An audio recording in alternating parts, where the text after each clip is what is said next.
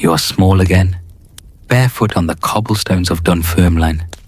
The year is 1835, and the evening mist rolls in from the Firth of Forth, settling over the town like a grey shroud.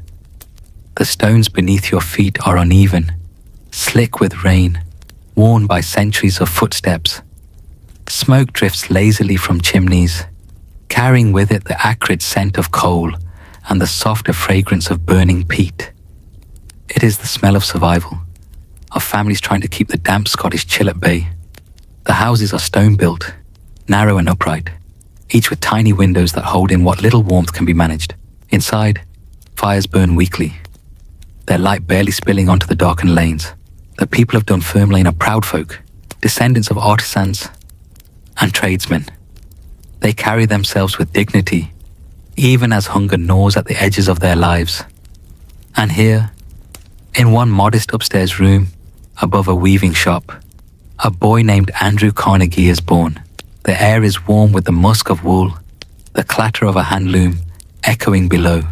That loom is the rhythm of the house, the heartbeat of a family, its wooden frame creaks as shuttles fly back and forth, weaving not just cloth, but the fragile threads of hope. But already, you can feel it faltering. The loom, once the pride of men like William Carnegie, Andrew's father, is losing its place in the world.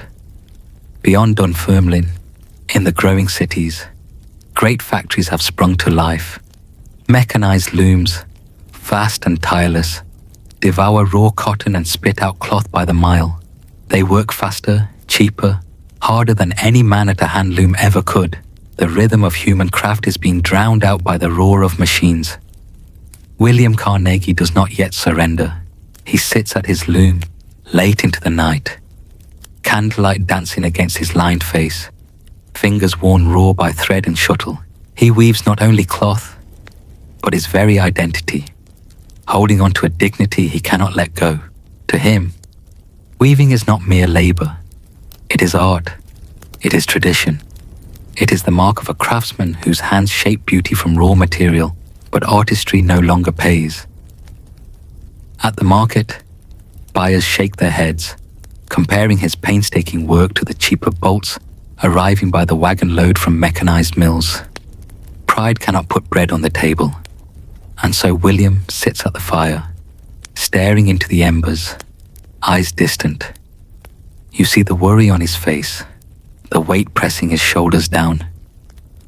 He does not say it aloud, but the silence tells you. What becomes of a man when the world no longer needs his skill? If William is the heart of the loom, Margaret is the iron of the family, strong, sharp-eyed, unyielding. She sees the truth even as her husband clings to the past. Pride cannot feed children. Nostalgia cannot pay rent. And so, Margaret does what survival demands. She takes in mending. She sells small goods. She stretches every coin until it sings. Her hands are never still, sewing, scrubbing, bargaining. At night, she speaks to her sons firmly. Dignity, she tells them, is not found in wealth. It is found in effort, in resilience, in refusing to be broken. She teaches them that poverty is not shame unless you surrender to it. Strength of will, she insists, is a currency of its own. And so Andrew learns his first wealth principle. True fortune begins in character, not coin. Walk through the streets of Dunfermline and you feel the tension. The town is caught between eras, one foot in the ancient traditions of handcraft, the other pulled relentlessly toward mechanization. Families once secure in their trades now stand in bread lines, waiting for soup ladled from iron pots. Children chase one another through alleys with laughter too loud for their empty stomachs. The sound of clattering looms, once the town's music, grows quieter with each year, replaced by the distant roar of mechanized mills. You hear whispers in the taverns, of bankruptcies, of homes lost, of families leaving for America. The future is pressing down, and not all can bear its weight. Andrew sees this. Though only a boy, He notices the faces of neighbors. Proud men turned hollow, women clutching shawls tighter against the wind, children with eyes too old for their years. He feels it in his bones. Yesterday's skill can become tomorrow's burden. Adaptation is survival, and yet amid this gloom, there is light, a small sanctuary that will shape Andrew more than any loom or market stall ever could. His uncle, George Lauder, keeps a collection of books, not many, but enough to open doors far wider than Dunfermline's narrow streets.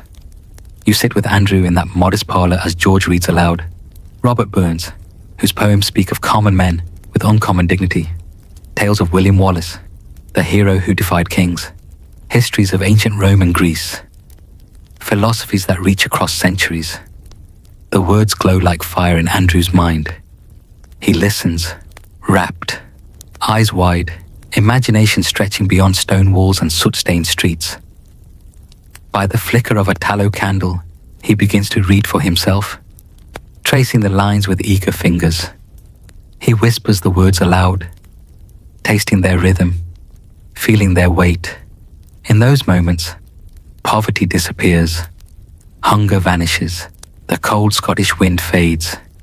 In its place rises a vision, a world larger than Dunfermline, larger than Scotland, larger than anything he has known.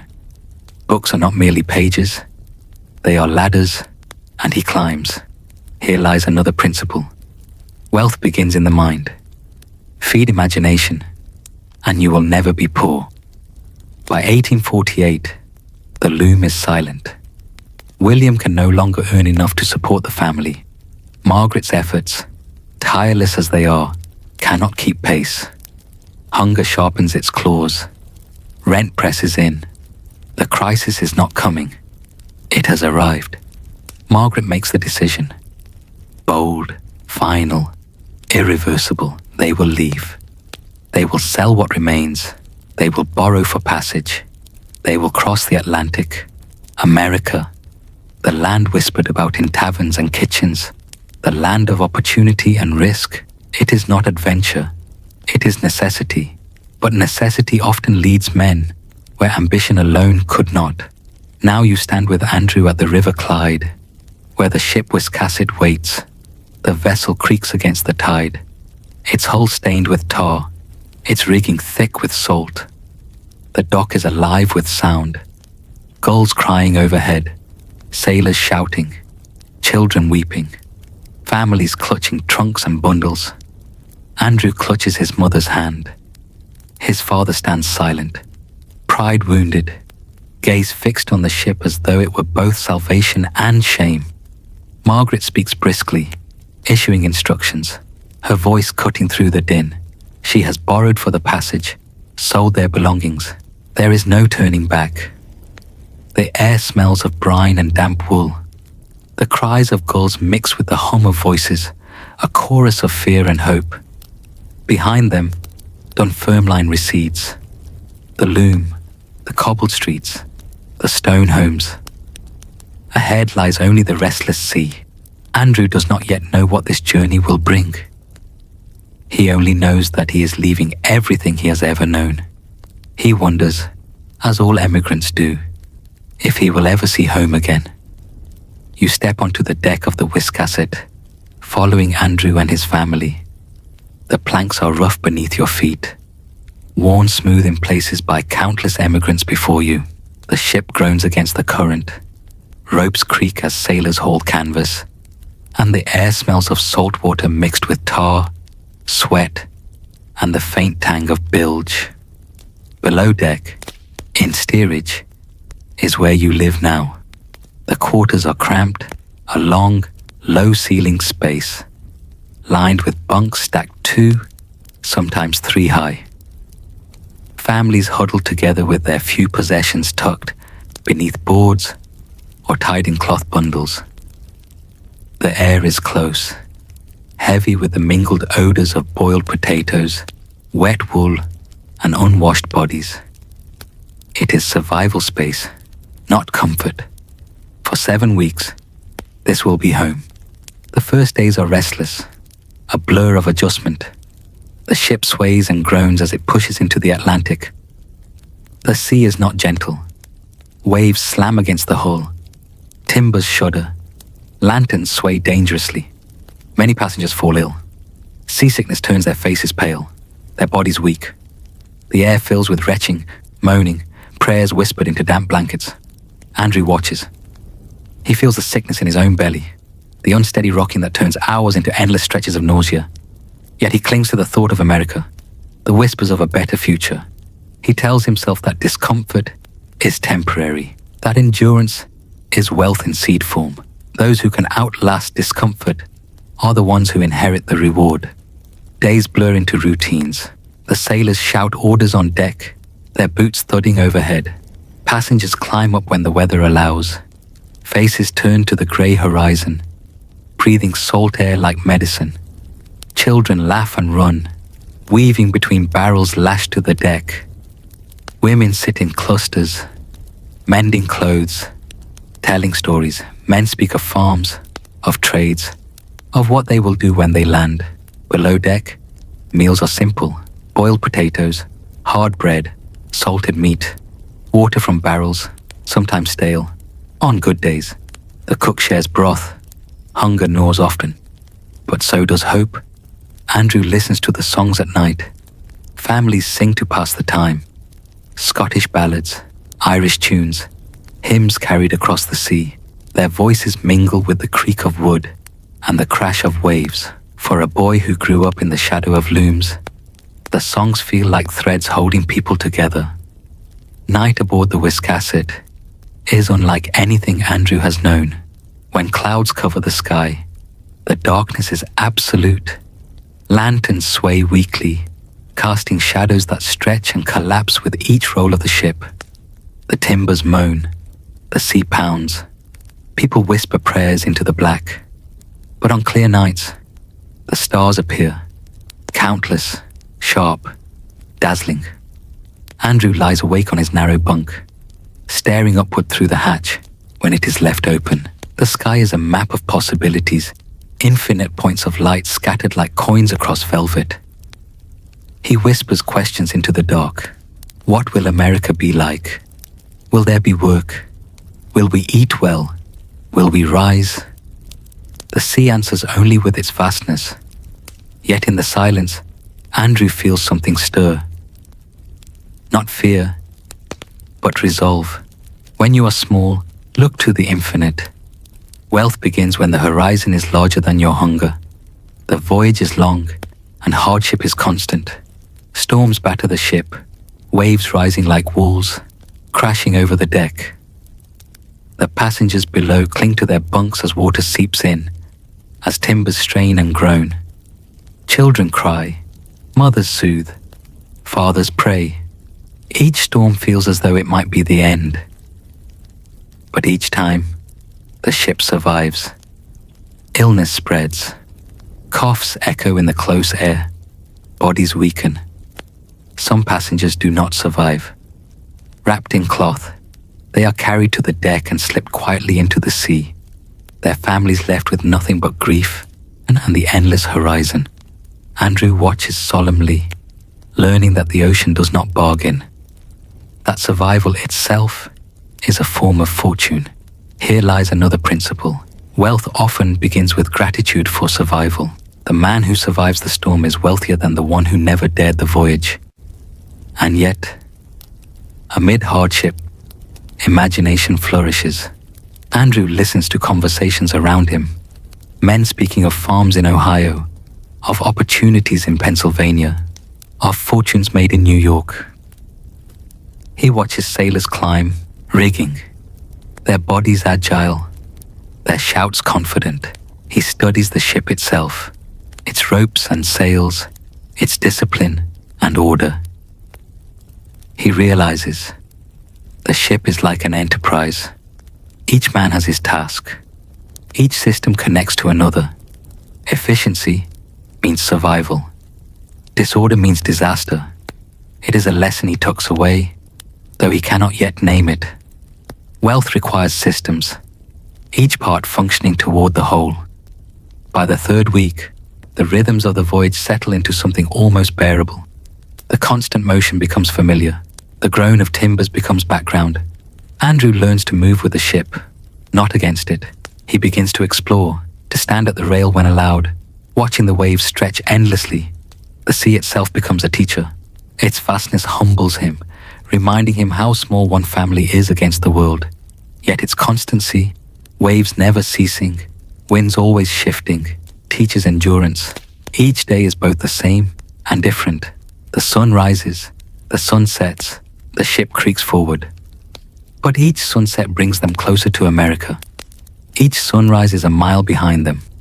Forward motion, however slow, becomes wealth itself. Wealth is not built in leaps, but in steady, relentless miles. When spirits dip, when hunger and sickness weigh heavy, songs revive hope. One night, a group begins to sing Robert Burns' "A man's a man, for a' that." The words carry through the hold, a reminder that dignity is not lost, even in poverty. Andrew listens, heart swelling. He remembers his mother's words. Dignity is wealth no storm can strip. In these cramped, filthy quarters, among coughs and cries, Andrew feels a seed of destiny take root. He does not name it, he does not boast, but he begins to believe. This suffering has meaning. The voyage is not the end. It is the crucible. At last, after weeks at sea, the grey-blue horizon shifts. A faint smudge appears, distant, uncertain at first, but day by day, it sharpens. Land, America. The word itself hums through the ship like electricity. Passengers crowd the deck, eyes straining, hearts pounding. After endless sea, the sight of shoreline is almost too much to believe. The ship drifts slowly into New York Harbor. It is 1848, and the city is a sprawl of masts and warehouses, piers, and smoke. The Statue of Liberty is not yet built, but the harbor itself feels like a monument. Ships from every corner of the world, flags snapping, sailors shouting, the smell of salt and coal smoke mingling with the fragrance of land. Soil, trees, bread baking somewhere unseen. Andrew grips the rail, eyes wide. He sees carriages rattling along cobbled streets, warehouses stacked with goods, workers shouting in a dozen languages. The scale overwhelms him. Dunfermline feels like a memory now, small and distant. His father stands stiff, pride muted, gaze turned inward. His mother, Margaret, holds her head high. She does not marvel, nor does she shrink. She simply takes it in, calculating. America is not promise. It is challenge. She has brought her family this far, and she will see them through. The wealthy do not mistake arrival for achievement. Arrival is only the start. Disembarkation is chaos. Immigrants stream down gangplanks, clutching bundles, shouting names, trying not to lose one another in the crush.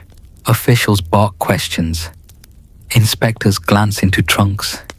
Families stumble forward, blinking in the unfamiliar light of a new land. The Carnegies step into the swirl. Their coins are few. Their English is strong but marked with Scottish burr. Their pride is intact but fragile. They are strangers here, unanchored. Margaret wastes no time.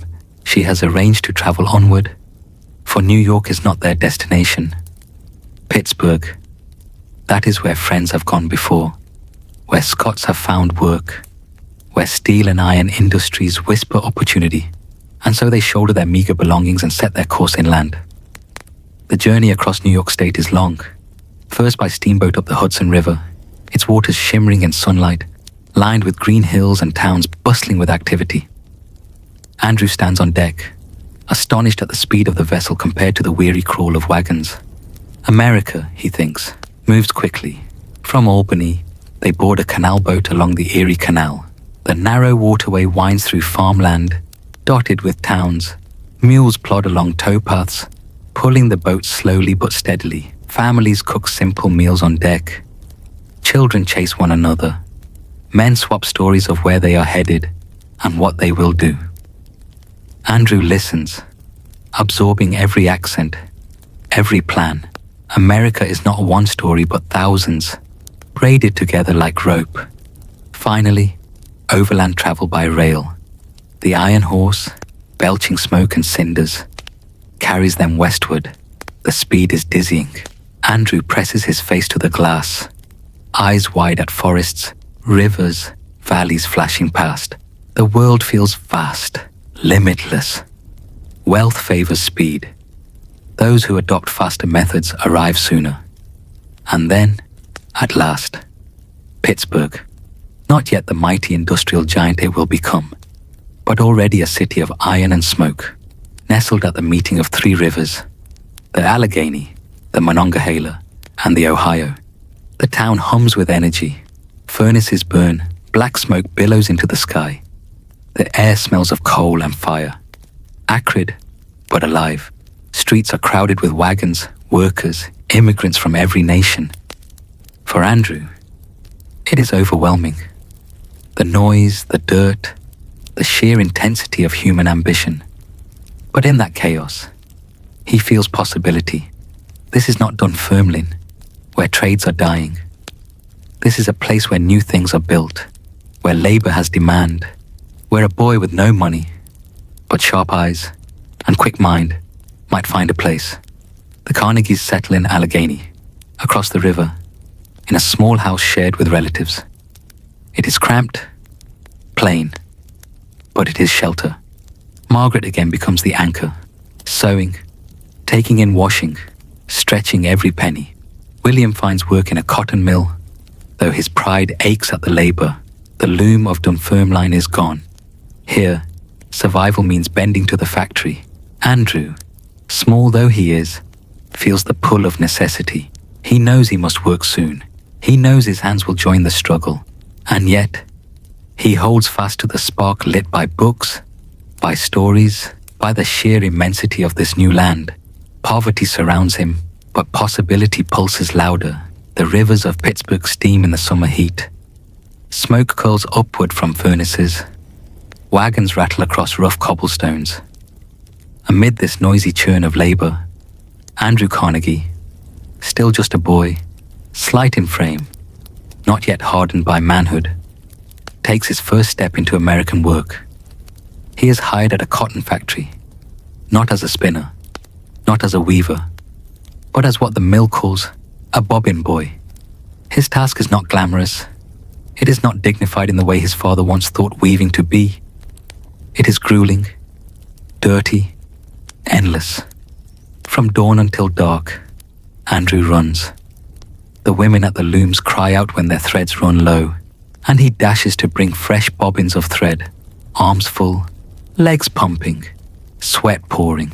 The air is thick with cotton dust, choking his lungs.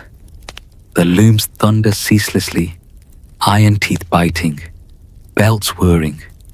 The noise is deafening, a constant roar that drills into his skull until even sleep hums with phantom pounding. 12 hours a day, 6 days a week. For this, he earns $1.20 a week, just enough to help keep food on the table. It is poverty's work, but he does it with pride. Not because he loves it, but because he knows his family depends on him. His mother counts every coin. Each one means bread, shelter, survival. To the outside eye, there is no wealth in such labor. It is exploitation, drudgery, childhood sacrifice to machinery. Yet hidden within it is the first secret of empire. Wealth begins not with glamour, but with endurance. Andrew is learning to endure heat, noise, exhaustion. He is learning to keep pace in a system larger than himself. He is learning, too, to see beyond the loom. Just as he once watched the Wiscasset sailors, now he watches overseers, managers, owners. Who commands? Who gives orders? Who profits most from these roaring machines? It is not the bobbin boys. It is not even the spinners. Wealth pools elsewhere, higher, above. The lesson burns itself into him. His hands may blister, his lungs may ache, but his eyes are wide open. When his shift ends, the sun already setting, Andrew stumbles home across Allegheny's rough streets. His body aches. His hair is matted with lint. His ears still ring. But in the evenings, there is learning. Margaret, his mother, insists upon it. Books borrowed from neighbours, lessons repeated from memory, scraps of knowledge passed like treasures. Andrew drinks them in, mind sharpening even as his body wearies. His father, though broken by poverty, still holds on to ideals of art, of dignity, of learning. He speaks of poetry, of freedom, of principle. And though William's own hands are stilled from weaving, his words are threads still weaving meaning for his son. In those evenings, Andrew begins to realize labor is survival, but knowledge is leverage. Wealth is not built in hours worked, but in knowledge gained beyond the hours. Poverty has its discipline. There are no wasted pennies. Margaret stretches food to its edge, turning scraps into meals. Andrew learns to value every coin, to understand cost, to calculate necessity. He sees neighbours fall into ruin because they spend carelessly, because they drink, because they gamble. His mother forbids it. Dignity demands restraint. Thus the boy learns thrift, not as theory, but as blood necessity. Each cent saved is survival. Each indulgence delayed is a future secured. Later in life, when Carnegie will speak of the virtues of saving, of investment, of restraint, he will not be preaching theory. He will be recalling Allegheny's narrow rooms, where waste meant hunger. The first bank is the kitchen table. Wealth is born in thrift, despite exhaustion. Andrew's spirit does not wither. He begins to imagine more. He looks at the bobbins in his hands and wonders, who owns the cotton? Who sells it? Who profits when the cloth leaves this factory? He listens when overseers speak of shipments, of buyers, of markets.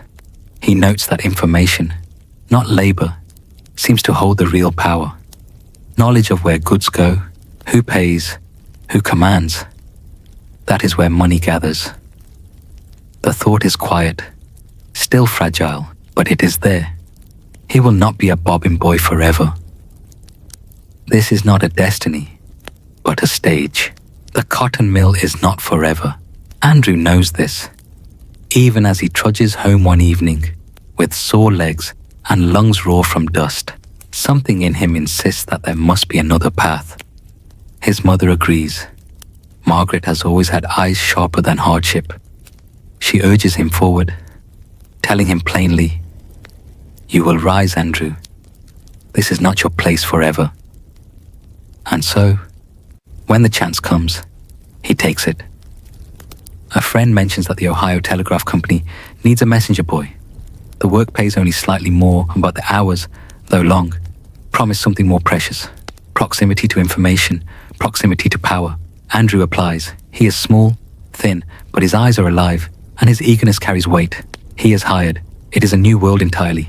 Gone are the deafening looms and choking dust. Now the air buzzes with messages, urgent and fleeting. The telegraph office is alive with sound.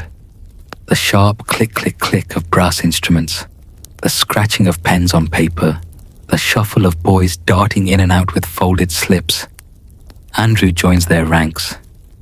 From dawn till evening, he races through Pittsburgh's streets, delivering messages to businesses, hotels, wealthy merchants, railroad offices, even government men. His legs ache from the running, but his mind is alight. Each slip of paper he carries contains value. Contracts, deals, instructions, news. He does not read them, but he understands. These words are worth far more than the pennies he earns to carry them. Wealth lives in information before it lives in money. Day by day, Andrew learns the streets. He knows which alleys cut fastest between warehouses, which hills to avoid in the rain, which doors lead not only to offices, but to opportunity. He learns the names of powerful men, the clerks at their desks, the secretaries who guard their time. He memorizes routes, patterns, habits. Each delivery is not only a task, but a chance to observe. Soon he knows Pittsburgh, like a map etched into his mind. And more than that, he knows who holds the levers of business, who moves freight, who signs contracts. At 13 years old, he is sketching the outlines of power in a growing city.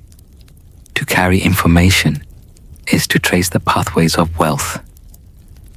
In the office, Andrew watches the operators, their fingers dancing over keys, their ears tuned to rhythms of code.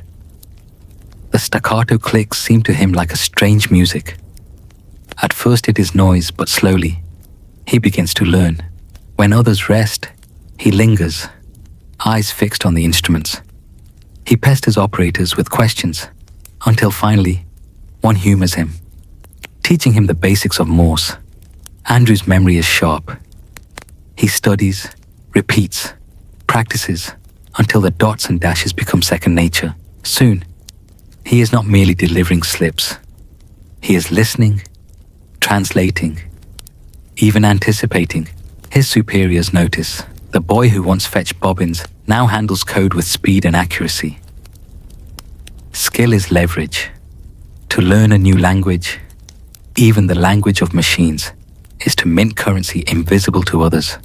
Messenger work brings him to thresholds he would never otherwise cross. Banks, railroad headquarters, hotels where men of means dine and strike deals. He glimpses marble floors, brass lamps, suits fine as silk. He feels no envy, only curiosity. He begins to recognize the difference between wealth displayed and wealth directed. Some men dress richly, but wait nervously in lobbies. Others, in plain coats, stride past with authority. Andrew notes it all. Appearance is not always power. Command is. One evening, delivering a message to Colonel James Anderson, he sees the Colonel's private library. Books stacked wall to wall. It strikes him deeply. More than the richest dining table could. Here is treasure, knowledge freely offered, lessons waiting in print. Anderson, seeing the boy's awe, later opens his library for working lads like Andrew. And so, by candlelight, Carnegie begins to consume Shakespeare, Burns, history, philosophy. Access to knowledge is wealth's true accelerator. In messenger work, delay is failure. If a contract is late, if a shipment is delayed, fortunes are lost. Andrew learns to move quickly, to anticipate routes, to beat the clock. This discipline of speed, of precision, will follow him forever. Later in steel, in railroads, in investments, he will think in terms of minutes, of efficiency, of movement. Time is not background. Time is capital. Efficiency compounds wealth. Time saved is fortune earned. Andrew no longer thinks of himself as poor. He still lives in cramped Allegheny, still counts every cent, but in his mind, he walks already among higher levels. He sees how information flows, how power is exercised, how knowledge multiplies. He senses that he is climbing. Each click of the telegraph, each slip carried through muddy streets, each book read by candlelight adds to his invisible fortune. Experience, connections, confidence. By now, Andrew is not only a messenger boy, he has become something rarer, a boy who can hear. Where most clerks must wait for messages transcribed letter by letter, Andrew trains his ear until he can recognize entire words by the rhythm of their clicks. The telegraph sings to him like a language only he understands.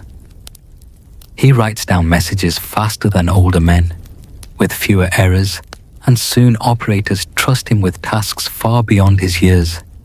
He is no longer just running through muddy streets. He is inside the nerve system of Pittsburgh's business world, touching information as it pulses fresh, before it ever reaches paper.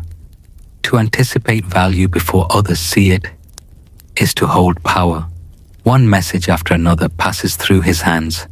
contracts for iron shipments, notices of freight, instructions for track repairs, orders for coal. Always the same names appear.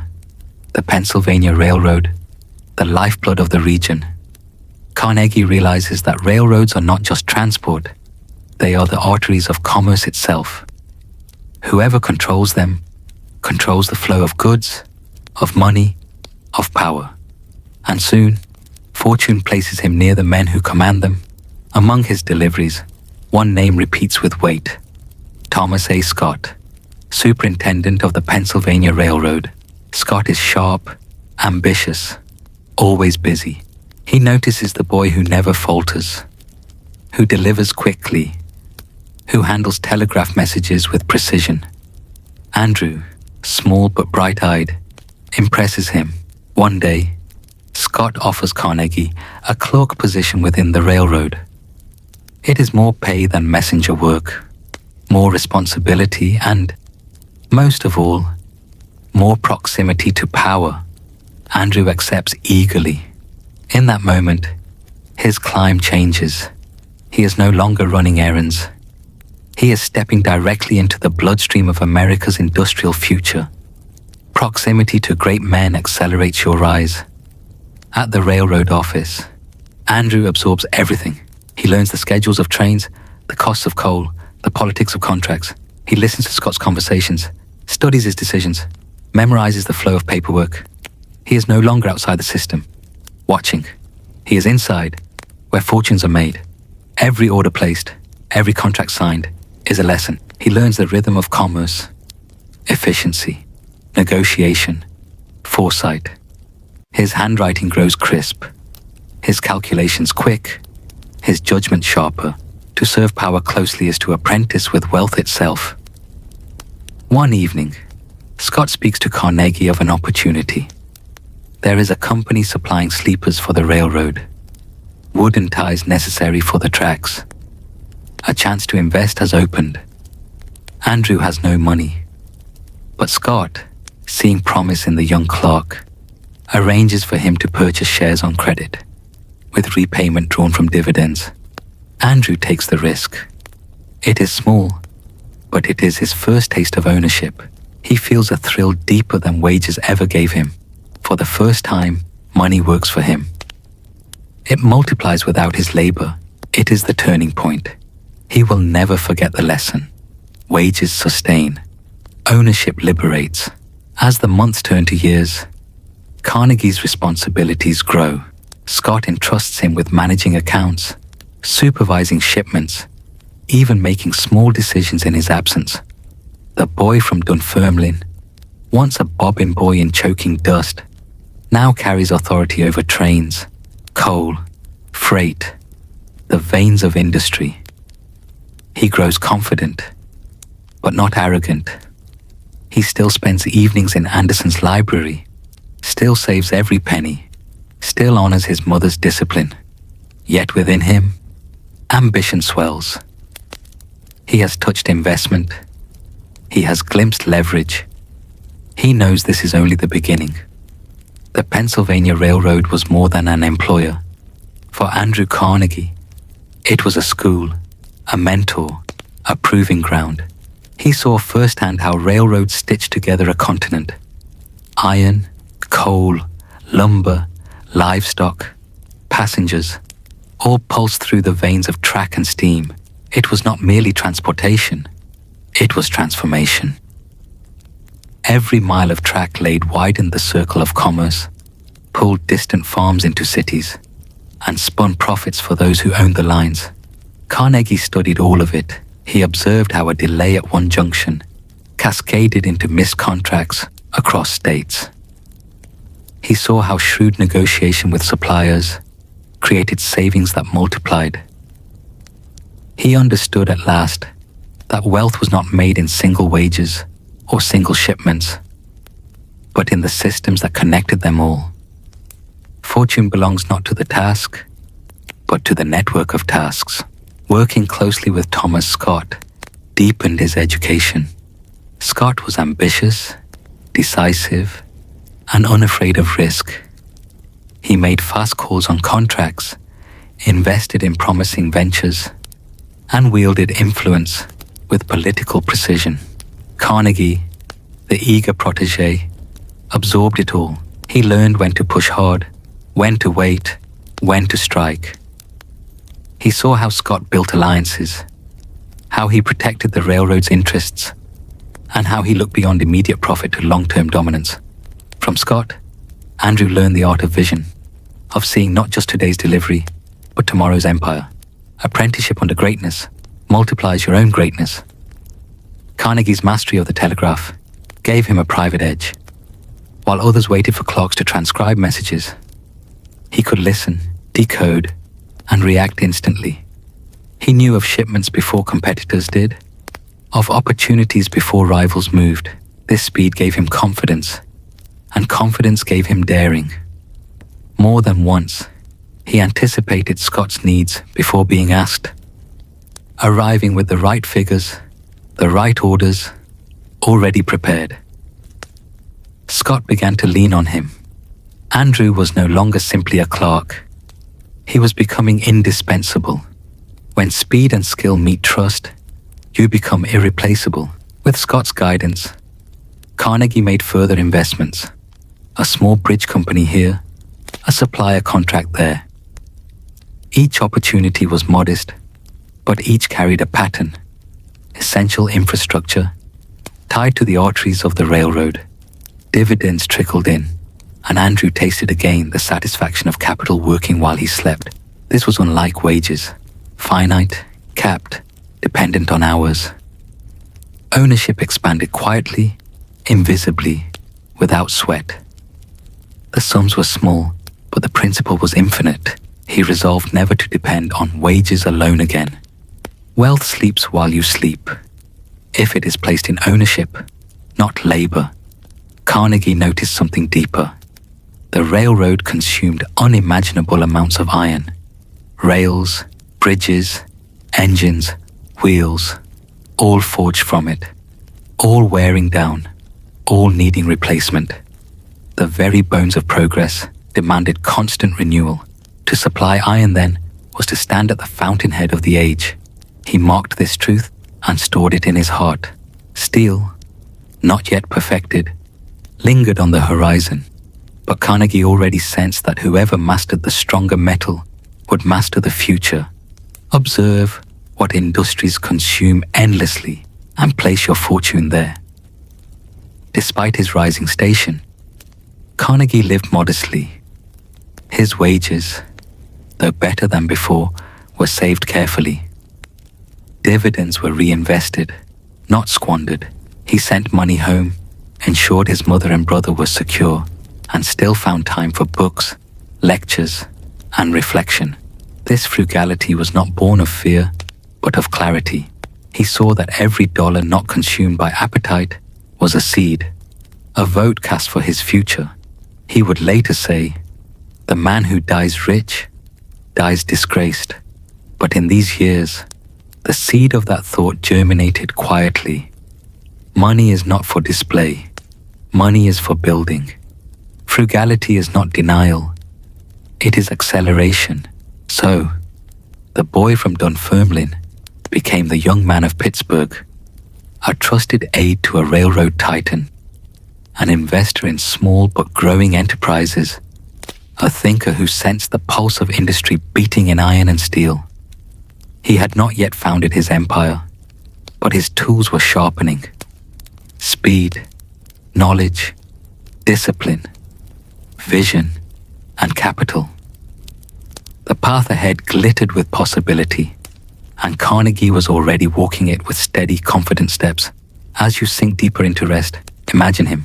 By day, a clock with ink-stained fingers and telegraph clicks in his ears. By night, a quiet dreamer tallying figures, saving dollars, and picturing empires. His fortune had not yet arrived, but it was already alive within him, compounding invisibly, waiting to surface. By his early 20s, Andrew Carnegie was no longer just a clerk in the Pennsylvania Railroad office. He was becoming something more dangerous, a man who understood both the flow of commerce and the power of capital. The railroad itself was the ultimate machine. It consumed iron, coal, timber, labor, contracts. It paid dividends to those who supplied it, and fortunes to those who owned it. Carnegie stood close enough to see all the gears moving. He realized something simple yet profound. The fortunes of the future would not be in wages, nor even in single contracts, but in positioning oneself where systems demanded constant supply. Wealth lies where necessity repeats endlessly.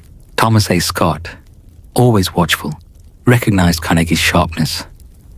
He began inviting him into circles usually reserved for older men. Dinners with suppliers, conversations with financiers, strategy meetings about expansion. Carnegie listened more than he spoke, but his questions revealed a restless intelligence. Soon, he was not merely absorbing knowledge, he was applying it. He drafted memos, proposed small efficiencies, pointed out opportunities others missed. Scott rewarded this initiative with more responsibility and more introductions. Each introduction was not only a handshake, but a door into banking, ironworks, bridges, politics. Connections compound faster than capital. Opportunity arrived in the form of a company supplying sleeping cars to the railroad. The concept was novel. Passengers could now travel in comfort overnight, transforming long journeys into tolerable voyages. Scott encouraged Carnegie to invest. The young man hesitated. The sum required was large, beyond his savings. Yet through Scott's influence and the faith of others, he was able to borrow against his reputation and expected dividends. He took the leap. The investment paid handsomely. As railroads expanded, so too did demand for sleeping cars. Carnegie's small stake multiplied. He tasted leverage. Not only ownership, but ownership magnified by borrowed trust. Credit, used wisely, accelerates wealth beyond savings. That success emboldened him. Soon he took shares in iron companies, bridge works, oil ventures. Not wildly, but always with the same principle. Tie investments to the arteries of commerce, to industries that railroads could not live without. Each dividend fed the next investment. Each introduction led to another deal. Each risk, chosen carefully, pushed him higher. Where once he thought in terms of dollars saved, he now thought in terms of dollars multiplied. The wealthy think, not in addition, but in multiplication. Iron dominated his thoughts. Every rail laid, every bridge built, every wheel forged demanded it. The railroad consumed it relentlessly, and demand only grew as expansion pushed westward. Carnegie invested in companies producing rails and bridges. He visited furnaces, studied costs, asked questions no one expected from mere railroad clerk. Slowly he learned the economics of ironmaking, the cost of ore, the efficiency of furnaces, the margins that could make or break a venture. Though not yet a manufacturer, he was preparing himself. The idea of moving from investor to builder simmered beneath the surface. Study not only profits, but the engines that produce them. Despite growing investments, Carnegie still lived modestly. He rented simple rooms, ate plainly, and sent money to his mother. His outward life seemed unchanged, but inwardly, his fortune was compounding. He was learning to let capital work while he rested. His money earned dividends while he slept, a truth that deepened his obsession with finding ventures that produced reliable compounding returns. He no longer measured wealth by wages or even by possessions. Wealth was freedom, the freedom to choose, to build, to dream. True wealth is measured in freedom, not display. As his portfolio widened, Carnegie began to sense something larger. Investments were not merely sources of income. They were footholds in industries. Each share, each stake, was a glimpse of a wider empire. He began to imagine, what if he did not merely hold pieces of others' companies? What if he built, owned, and controlled something vast himself? The ambition was no longer survival, nor even comfort. It was empire. Wealth evolves, from wages to investments to control. So Carnegie climbed from a cautious clerk saving pennies to an ambitious investor multiplying dollars to a young man daring to imagine control. Each decision, each risk, each reinvested dividend carried him further from the dust of the cotton mill and closer to the iron future. As you rest now, hold this truth.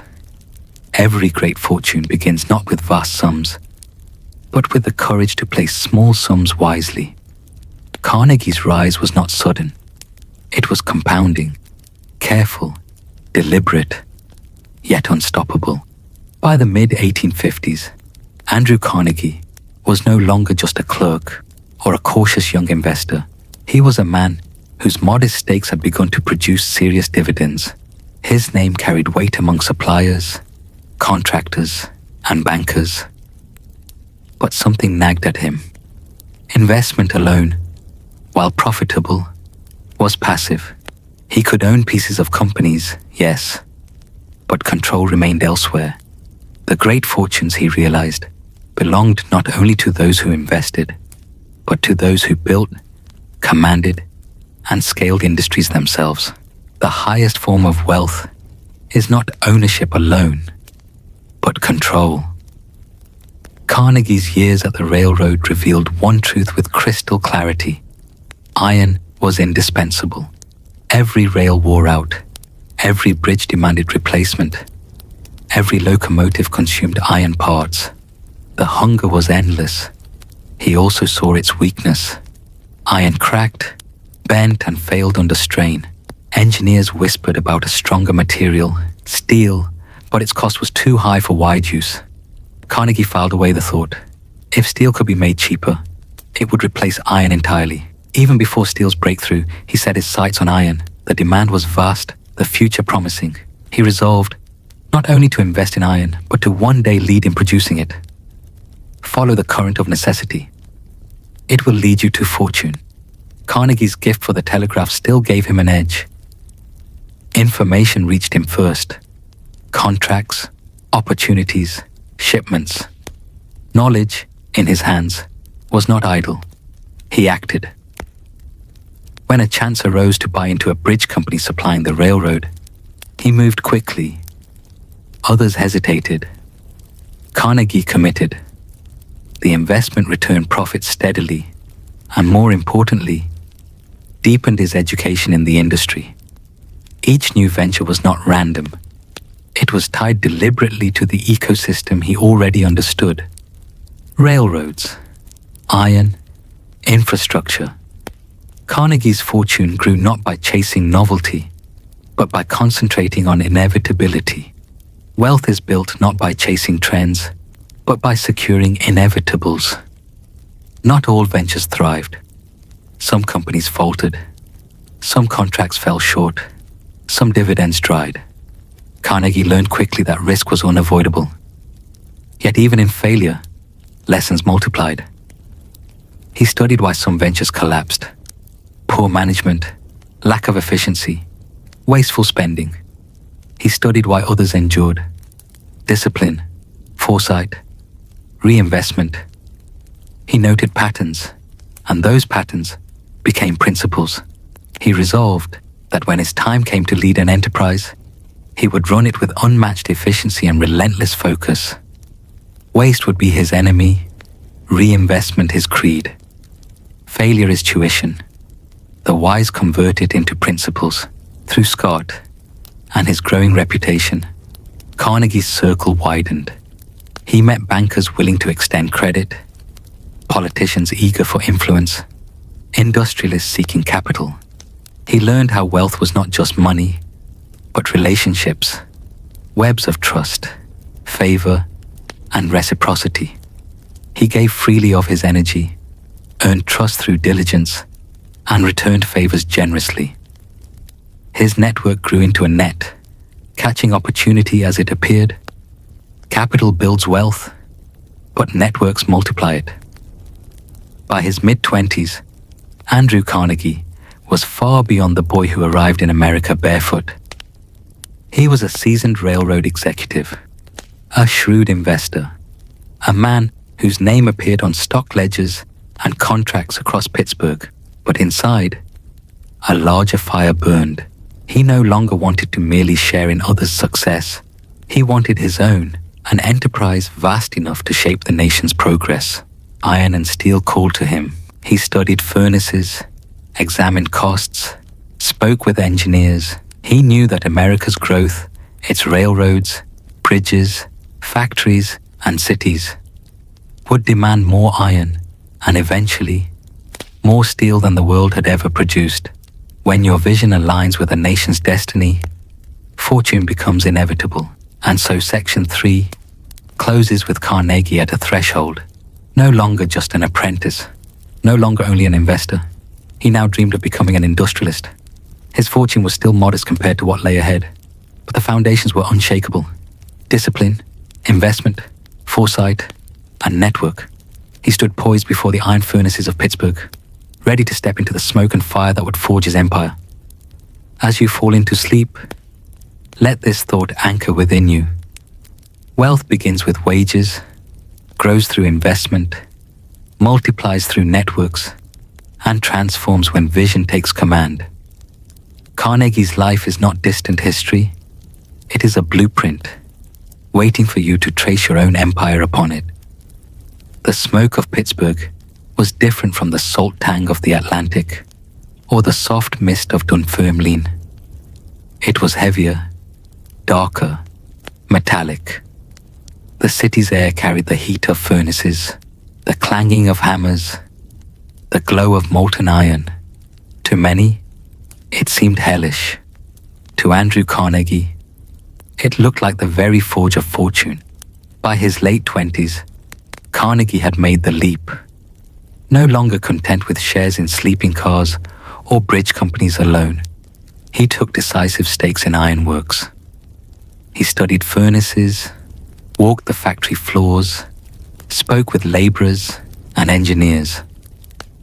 He was not afraid to get soot on his hands, for he knew that true understanding came not from ledgers alone, but from observing the pulse of the machines themselves. To control an industry, one must first understand its heartbeat. One of his earliest ventures was the Keystone Bridge Company. At a time when wooden bridges were still common, Carnegie saw that iron bridges would be safer, stronger, and longer lasting. The railroad, his first master, would consume them endlessly. Through Keystone, Carnegie learned how iron was shaped, costed, and delivered at scale.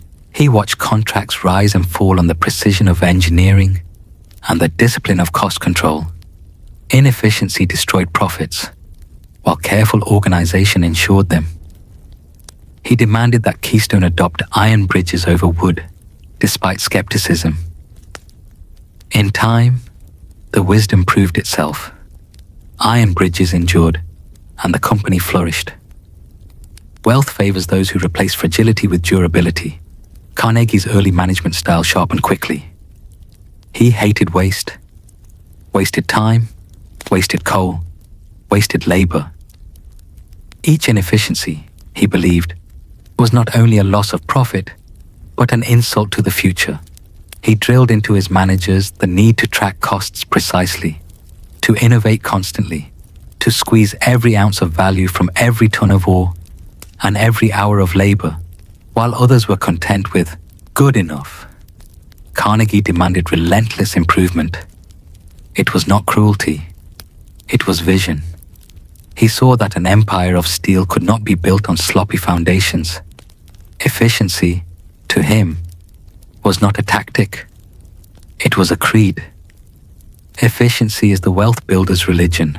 Though Carnegie poured his energy into iron, he never forgot steel.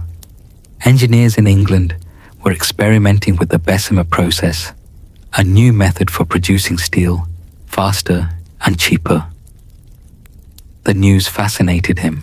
He traveled, observed, and studied.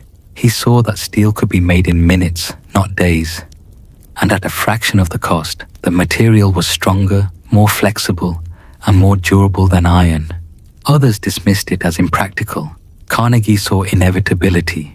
He knew that once the process matured, steel would replace iron everywhere, in rails, bridges, ships, buildings. He resolved that when the time came, he would not merely participate, he would lead. The wealthy do not chase the present, they prepare for the inevitable future. Carnegie's investments demanded capital. He had dividends, yes, but the scale of industry required more. Here, his growing reputation paid off. Bankers trusted him, associates backed him, his word carried weight, and with that weight came credit. He leveraged it carefully, never recklessly. Borrowed money expanded his reach, built furnaces, secured contracts. Every loan was a lever, prying open greater opportunities. He understood the golden rule. Never borrow to survive. Borrow to expand. And expand he did. Credit, properly used, is the lever of empire. Even as he hardened into an industrialist, Carnegie remained deeply attached to his family. His mother, Margaret, was his anchor. He built her a fine home, ensured her comfort, and never made a major decision without considering her counsel. This loyalty humanized him. For all his drive, for all his ambition, he was not building wealth for himself alone. He was building it for security, for legacy, for something beyond mere accumulation. Wealth has no meaning unless it secures what you love.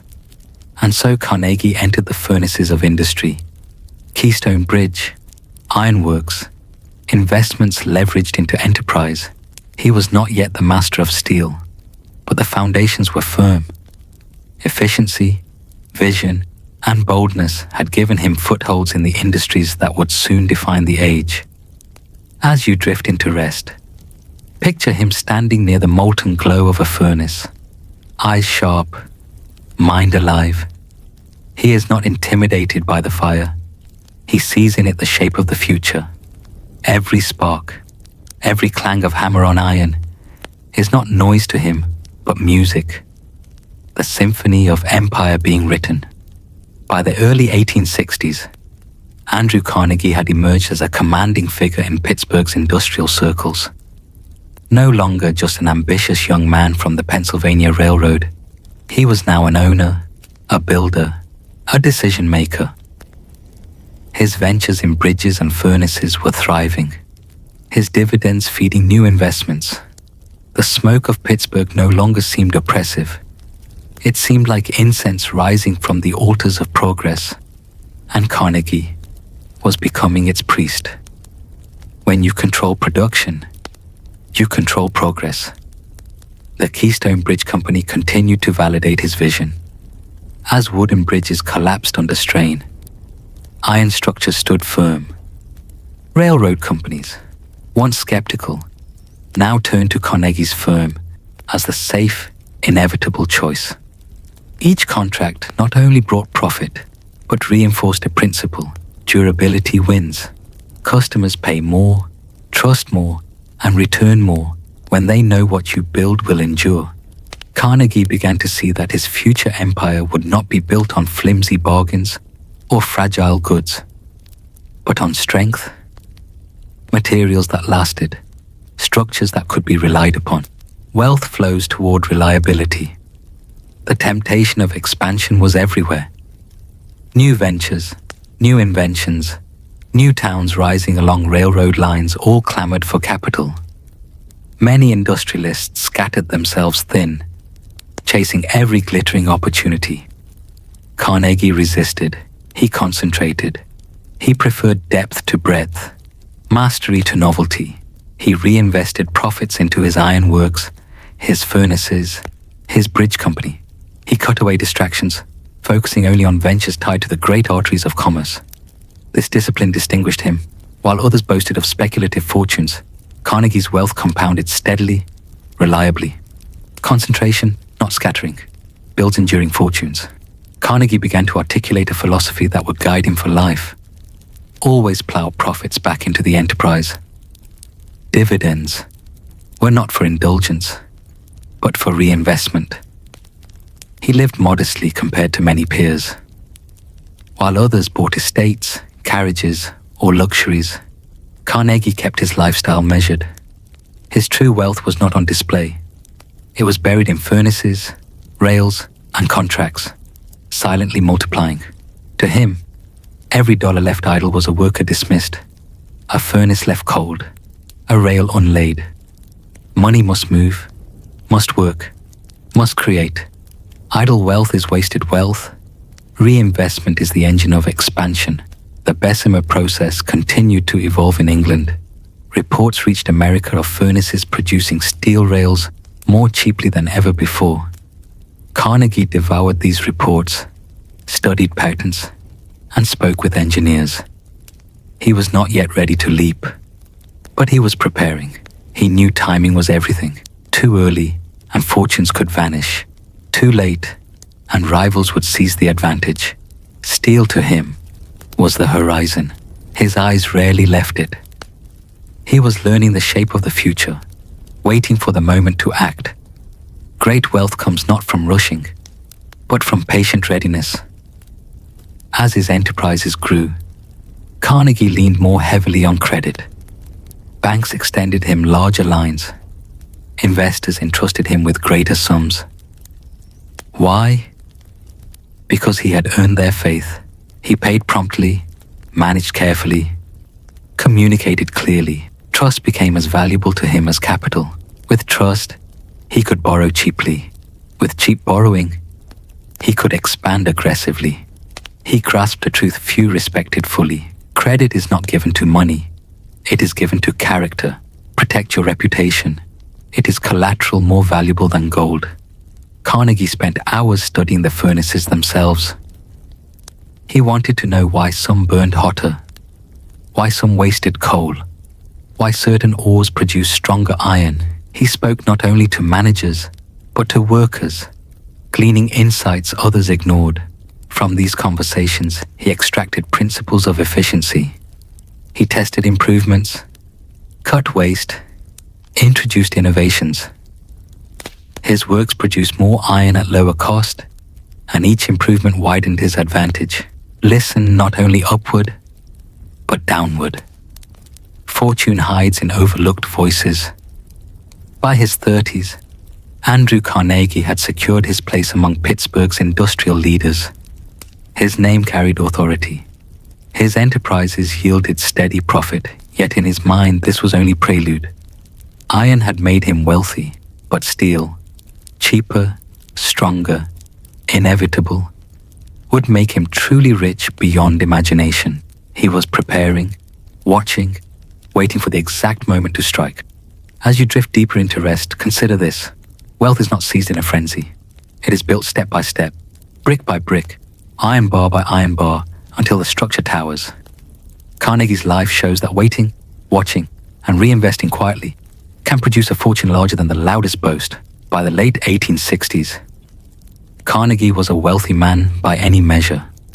His iron businesses were strong, his bridge company was respected, and his network of bankers and associates was deep.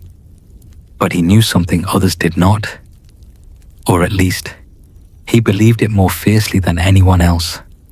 Iron was only the beginning. Steel was the future. Reports from England told of railroads converting from iron to steel rails. Engineers swore steel could bear heavier loads, last longer, and save railroads millions in repairs. Though the Bessemer process was still imperfect, Carnegie recognized its trajectory.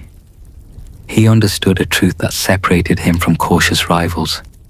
When a technology reduces cost and increases strength at the same time, adoption is inevitable. The wealthy do not resist the future. They embrace it before others dare. Carnegie crossed the Atlantic once more, not as a poor immigrant this time, but as a man of means and vision. In England, he observed the great Bessemer furnaces. He watched steel being poured, rails being produced. He took notes obsessively. He asked questions relentlessly. He learned costs, processes, failures, and improvements. Most importantly, he studied the men behind the process, their confidence, their doubts, their ambitions. He returned to America convinced the Steel Age was coming, and he would not merely join it, he would lead it, travel not for leisure, but for foresight. The journey may reveal tomorrow's wealth. Back in Pittsburgh, Carnegie began experimenting.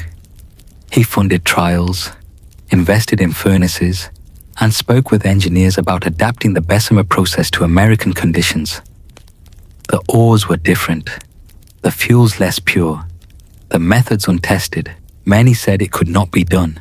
Steel, they argued, was too costly for America, too uncertain. Carnegie heard the doubts, but he also heard echoes of an earlier time, when men swore iron bridges would fail. He had proved them wrong once. He was ready to do it again.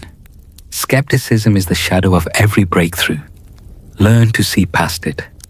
Even as experiments continued, Carnegie's mind reached further.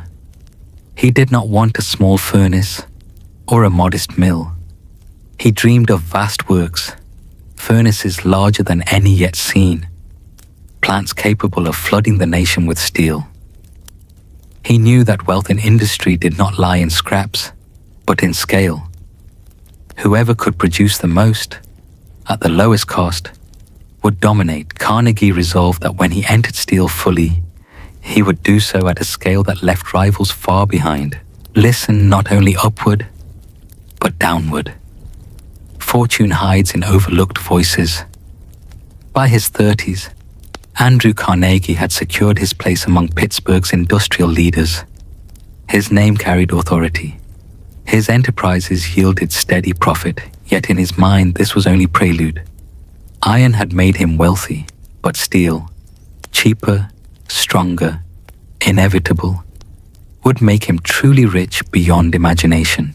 He was preparing, watching, waiting for the exact moment to strike. As you drift deeper into rest, consider this. Wealth is not seized in a frenzy. It is built step by step, brick by brick, iron bar by iron bar, until the structure towers.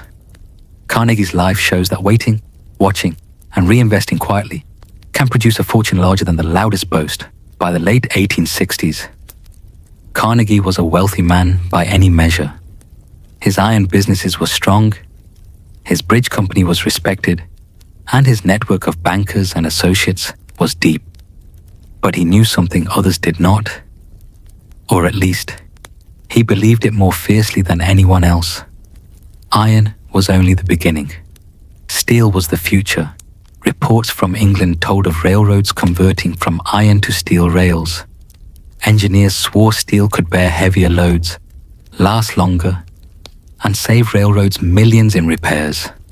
Though the Bessemer process was still imperfect, Carnegie recognized its trajectory. He understood a truth that separated him from cautious rivals. When a technology reduces cost and increases strength at the same time, adoption is inevitable. The wealthy do not resist the future. They embrace it before others dare. Carnegie crossed the Atlantic once more, not as a poor immigrant this time, but as a man of means and vision. In England, he observed the great Bessemer furnaces. He watched steel being poured, rails being produced. He took notes obsessively. He asked questions relentlessly. He learned costs, processes, failures, and improvements. Most importantly, he studied the men behind the process, their confidence, their doubts, their ambitions. He returned to America convinced the Steel Age was coming, and he would not merely join it, he would lead it, travel not for leisure, but for foresight. The journey may reveal tomorrow's wealth. Back in Pittsburgh, Carnegie began experimenting. He funded trials, invested in furnaces, and spoke with engineers about adapting the Bessemer process to American conditions. The ores were different, the fuels less pure, the methods untested. Many said it could not be done. Steel, they argued, was too costly for America, too uncertain. Carnegie heard the doubts, but he also heard echoes of an earlier time, when men swore iron bridges would fail. He had proved them wrong once. He was ready to do it again. Skepticism is the shadow of every breakthrough. Learn to see past it. Even as experiments continued, Carnegie's mind reached further. He did not want a small furnace or a modest mill. He dreamed of vast works, furnaces larger than any yet seen, plants capable of flooding the nation with steel. He knew that wealth in industry did not lie in scraps, but in scale. Whoever could produce the most, at the lowest cost, would dominate. Carnegie resolved that when he entered steel fully, he would do so at a scale that left rivals far behind. Fortune favors not only efficiency, but magnitude. Carnegie's wealth from ironworks flowed steadily. He did not squander it. He reinvested in expansion, in experiments, in preparation. Every dollar was a soldier, every reinvestment a campaign toward the empire he envisioned. While others celebrated dividends with mansions or feasts, Carnegie reinvested, quietly multiplying his power. The day steel became viable, he would be ready, not scrambling. The wealthy prepare long before opportunity knocks. Amid these ambitions, Carnegie remained devoted to his mother, Margaret. He ensured she lived in comfort, proud of her son's rise. He wrote tender letters, reminding her that all he achieved was for her as much as for himself. This devotion gave him grounding. It reminded him that wealth was not abstract. It was security, dignity, the ability to lift those you love. Wealth without purpose is hollow. Purpose gives wealth its shape. By the dawn of the 1870s, Andrew Carnegie was no longer merely an ironmaster. He was a visionary preparing to leap into steel. He had studied the process, gathered capital, secured trust, and sharpened his philosophy. He was ready to risk everything, convinced that the future of America's railroads, bridges, ships, and cities would be written not in iron, but in steel. As you close your eyes, imagine him standing before a furnace, the glow of molten iron on his face. To others, it is just heat, noise, and danger.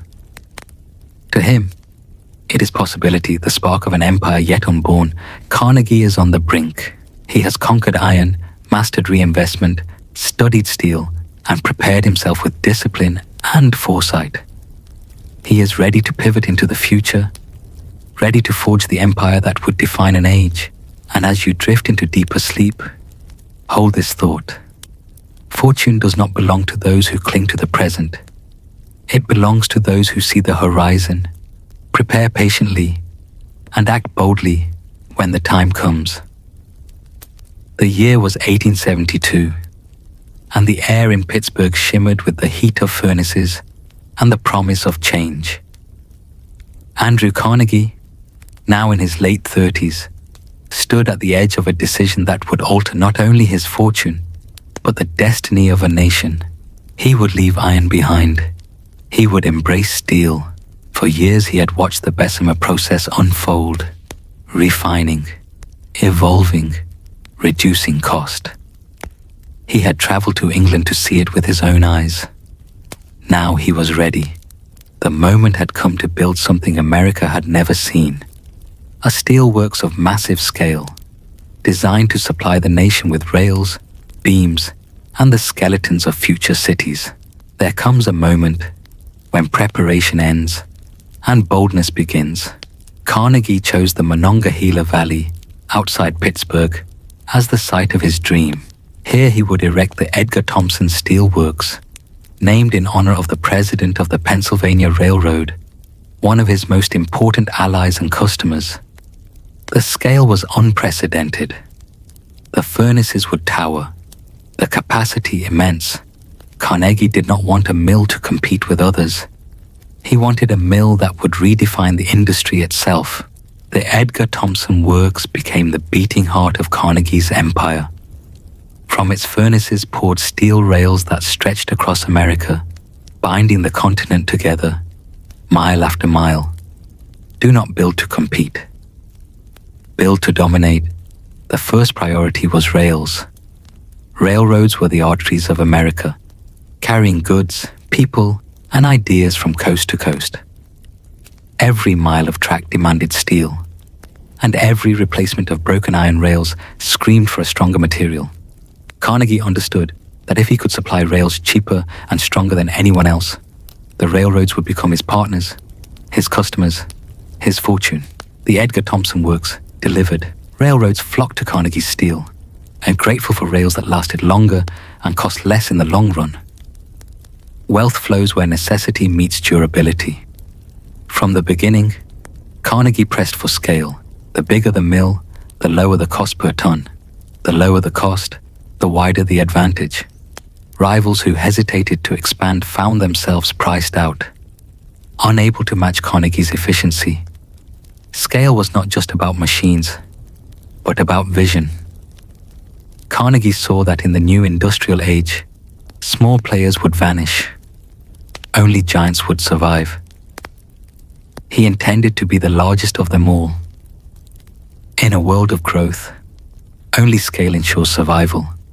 Carnegie never built his empire alone. He surrounded himself with brilliant partners. Henry Clay Frick, the master of coke production, engineers who perfected furnace efficiency, financiers who supplied credit. But while he welcomed partners, he insisted on control. He held the reins tightly, making final decisions, setting direction, ensuring discipline. He knew partnerships without clarity dissolved into conflict. His rule was simple: share profits generously, but never surrender control. Partnerships amplify wealth, control preserves it. At Edgar Thomson, efficiency became obsession. Every step of production was measured, improved, refined. Waste was eliminated, processes streamlined, workers pushed to peak output. Carnegie demanded innovation. If a new method saved a cent per ton, it was adopted. If a new machine doubled productivity, it was installed.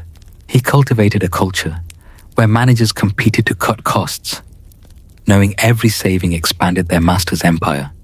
The wealthy turned efficiency into culture, not just policy.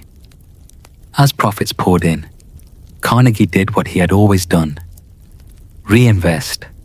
Dividends were not for splendor, but for expansion. New mills, new furnaces, new processes. Each year, his empire grew stronger, wider, deeper.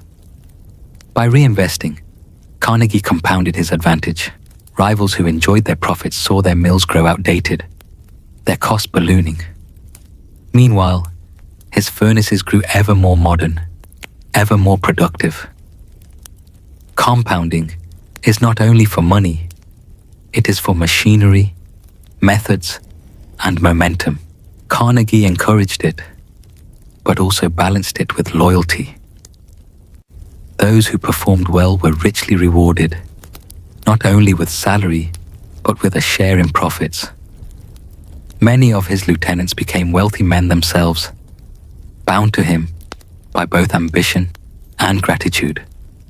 Wealth grows faster when others are made partners in its pursuit. Yet amid this brilliance, there was strain. Workers toiled in dangerous furnaces, enduring 12-hour shifts, sweltering heat, and little rest. Their wages were modest compared to the fortunes they created. Carnegie justified this by efficiency. The mills must run, costs must fall, and the world must have cheap steel. Still, the tension between labor and capital brewed, a storm that would one day erupt. For now, the empire surged forward. The furnaces burned day and night, the profits climbed, and Carnegie's name became synonymous with steel. Wealth often grows fastest where comfort is sacrificed, though balance must one day be restored. As America grew, steel found new purposes. Not just rails, but bridges, ships, and the skeletons of buildings. The steel beam became the backbone of modern architecture. Cities began to rise vertically, skyscrapers pointing heavenward, their frames born in Carnegie's mills. Every expansion of steel's use meant expansion of Carnegie's fortune. He was not merely serving railroads now. He was building cities, shaping skylines, fueling America's transformation into a modern power. When your product becomes universal, your fortune becomes inevitable. By the late 1870s, Carnegie controlled not only mills, but mines, coke ovens, barges, and railroads. His empire was no longer a business. It was an ecosystem. Every piece fed the next. Every improvement compounded. Every dollar reinvested. He had turned the raw earth into a system of wealth. And as you drift into deeper rest, imagine the quiet rhythm of his empire. Barges sliding across the lakes, trains hauling ore, furnaces glowing through the night. Each motion a pulse of fortune, steady and unstoppable. By the dawn of the 1880s, Andrew Carnegie's empire was vast. Yet it was not without rivals. Other steelmakers fought to claim their share of America's growing appetite. Each believed they could challenge Carnegie, that their mills could withstand his relentless efficiency. But they underestimated one thing: his willingness to reinvest, again and again, until no one could match his scale. Carnegie understood that wealth was not seized in a single stroke. It was accumulated through discipline, through expansion, through relentless pursuit of efficiency. Rivals enjoyed their profits. Carnegie plowed his back into furnaces, machines, and railroads. Year after year, his advantage widened. The wealthy think in decades, not dividends. Carnegie demanded that his managers adopt every useful innovation. If a new furnace cut costs, he built it. If a new technique improved steel quality, he installed it. He was not sentimental about machinery. An outdated furnace could be torn down, replaced, improved. This constant renewal made his empire agile. While rivals clung to old equipment, Carnegie's mills leapt ahead, more productive each year. Do not fear destroying the old, or if it clears the path for the new, more than anything. Carnegie obsessed over costs. He wanted to produce steel cheaper than anyone in the world. His managers joked that he thought in cents, not dollars. Yet those cents compounded into millions.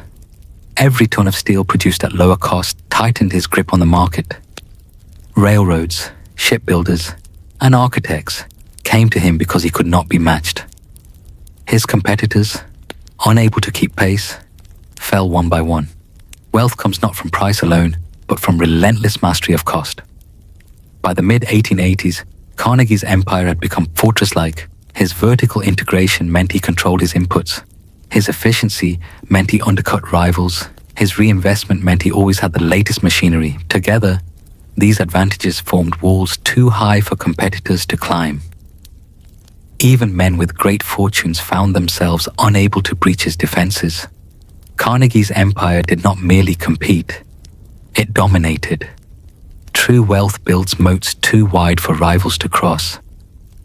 Carnegie's steel did not only build America, it began to attract attention abroad.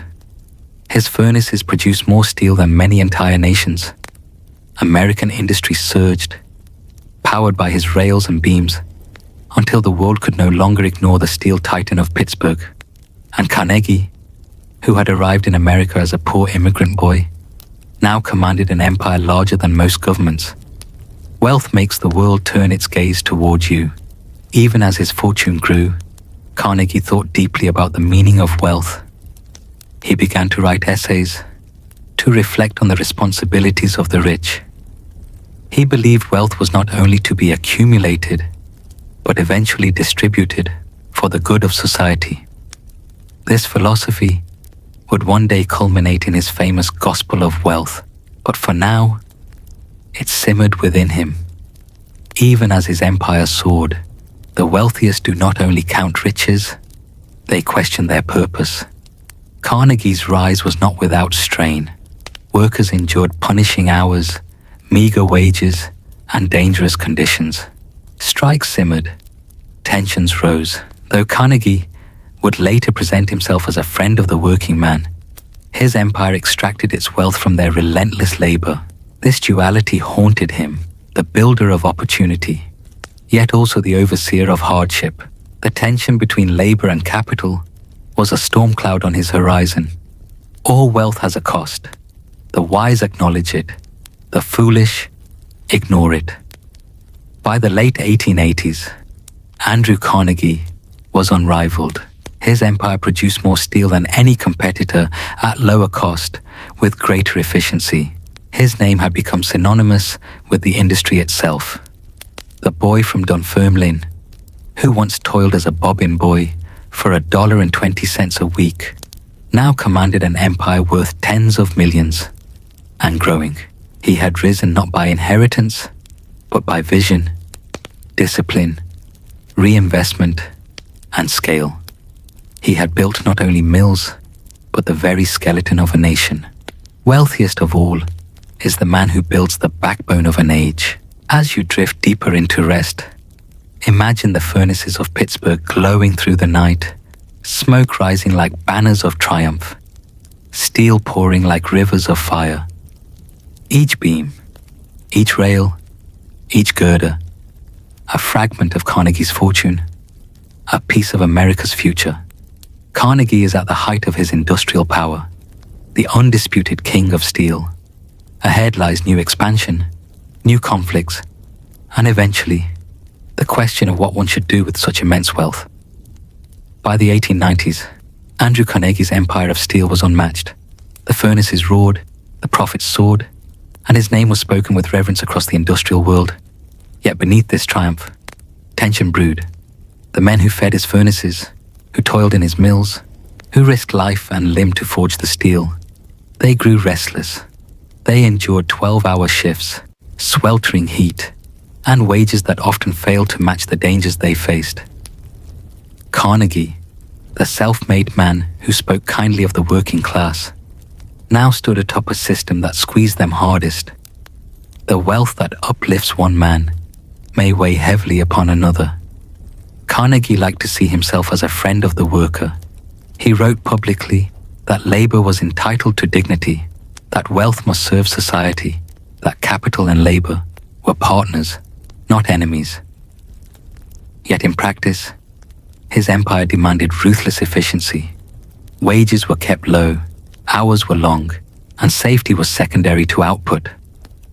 The contradiction was sharp. The man of philosophy versus the master of furnaces. This contradiction would soon explode into conflict. Even the wealthy cannot escape when their deeds contradict their words. Carnegie's partner, Henry Clay Frick, was a man of iron will. Where Carnegie spoke softly of harmony, Frick believed in discipline, control, and crushing opposition. To Frick, unions were a threat, strikes an insult, and compromise a weakness. Frick ran the day-to-day operations of Carnegie's empire with a stern hand. He pushed workers harder, cut costs deeper, and enforced order with an iron grip. Carnegie, from afar, often allowed Frick to take the blame, while he himself preserved the image of the benevolent capitalist. But together, they formed a balance, the visionary and the enforcer. Many fortunes are built when vision finds its ruthless executor. Meanwhile, the labor movement in America was gaining strength. Unions spread, strikes multiplied, and workers began to demand shorter hours, safer conditions, and fairer pay. In the steel industry, the Amalgamated Association of Iron and Steel Workers became a powerful union. It represented skilled men, the elite of the mills, who sought to limit hours and secure steady wages. At first, Carnegie tolerated them, but as costs tightened and efficiency became king, unions stood in the way. For Carnegie, who believed survival depended on constant reinvestment and cost-cutting, this was intolerable. When costs are destiny, anything that fixes them becomes the enemy. The town of Homestead, Pennsylvania, sat on the Monongahela River, home to one of Carnegie's great steelworks. It was here that labor and capital would clash in one of the most famous conflicts in American industrial history. Homestead's workers were proud and organized, many belonging to the Amalgamated Association. They had secured contracts that gave them a measure of power, controlling wages and conditions. But to Frick, and increasingly to Carnegie, this was unacceptable. Steel must flow. Costs must fall. Control must remain with the company. And so, when the contract at Homestead neared renewal in 1892, Frick prepared for battle. The wealthy know that control surrendered is fortune endangered. Ironically, as the storm gathered, Carnegie was far from Pittsburgh. He retreated to his estate in Scotland, enjoying the comfort of moors and castles while Frick faced the labourers. Carnegie later claimed he did not want violence, that he hoped for peace. But by allowing Frick to act, he silently approved of harsh measures. The image of benevolence was preserved. The execution of discipline was delegated. Wealth often hides behind distance, letting others bear the burden of conflict. Thus the stage was set, an empire demanding efficiency, a union demanding dignity, and two men, Carnegie the dreamer, Frick the enforcer, steering the course. The coming clash at Homestead would be no ordinary strike. It would be a battle, one that revealed the costs of empire and the strains of wealth. As you drift deeper into rest, imagine the quiet town of Homestead, its mills looming like giants, its workers whispering of contracts and demands, its managers preparing for confrontation. The night before the storm is always still until the first spark lights the fire. As summer of 1892 approached, the contract at Homestead expired. The union demanded fair wages and protections. Frick, under Carnegie's silent approval, demanded lower costs and full managerial control. Frick acted decisively. He announced that if workers did not accept the company's terms, they would be locked out of the mill. Fences topped with barbed wire, dubbed Fort Frick, were erected around the plant. Armed watchmen stood guard. The message was clear. Labor would not dictate to capital. Wealth builds fortresses when it feels threatened. The men of Homestead would not surrender. They surrounded the mill, organized pickets, and vowed no steel would be poured until their dignity was secured. Families joined the cause, filling the town with defiance. The Amalgamated Association rallied its members, declaring that Homestead would be the line in the sand. To them, this was not only about wages, it was about respect, about proving that workers had a voice in the industrial age. When wealth squeezes too hard, resistance becomes inevitable. Frick, determined to break the strike, hired the Pinkerton National Detective Agency. These private guards, armed and trained, were infamous strike breakers. In the dead of night on July 6, 1892, barges carrying hundreds of Pinkertons floated up the Monongahela River toward Homestead. The workers saw them coming. Bells rang, whistles blew, and soon thousands of townspeople, men, women, and children, gathered on the riverbank. They would not allow strangers to seize their mill. The wealthy often buy force when persuasion fails. At dawn, gunfire erupted. The Pinkertons tried to land. The workers resisted fiercely. Shots cracked, stones flew, and the air filled with smoke. For hours, battle raged along the riverbank. The barges became floating prisons, with Pinkertons trapped inside, while workers and townspeople laid siege. Cannons were even rolled out by the strikers, though crudely fashioned. By evening, blood stained the waters. Several men lay dead, scores more wounded. At last, the Pinkertons surrendered. Beaten, humiliated, they were marched through angry crowds, jeered, pelted, and driven away. When force meets fury, even hired power can fall. Though the workers triumphed over the Pinkertons, their victory was fleeting. The strike had turned violent, and public sympathy, once with the workers, began to falter. Newspapers painted the scene as chaos, blaming labor for lawlessness. The state of Pennsylvania sent in the militia, thousands of soldiers with bayonets gleaming. Against the power of the state, the workers could not prevail. The mill reopened under military guard. Non-union men were brought in.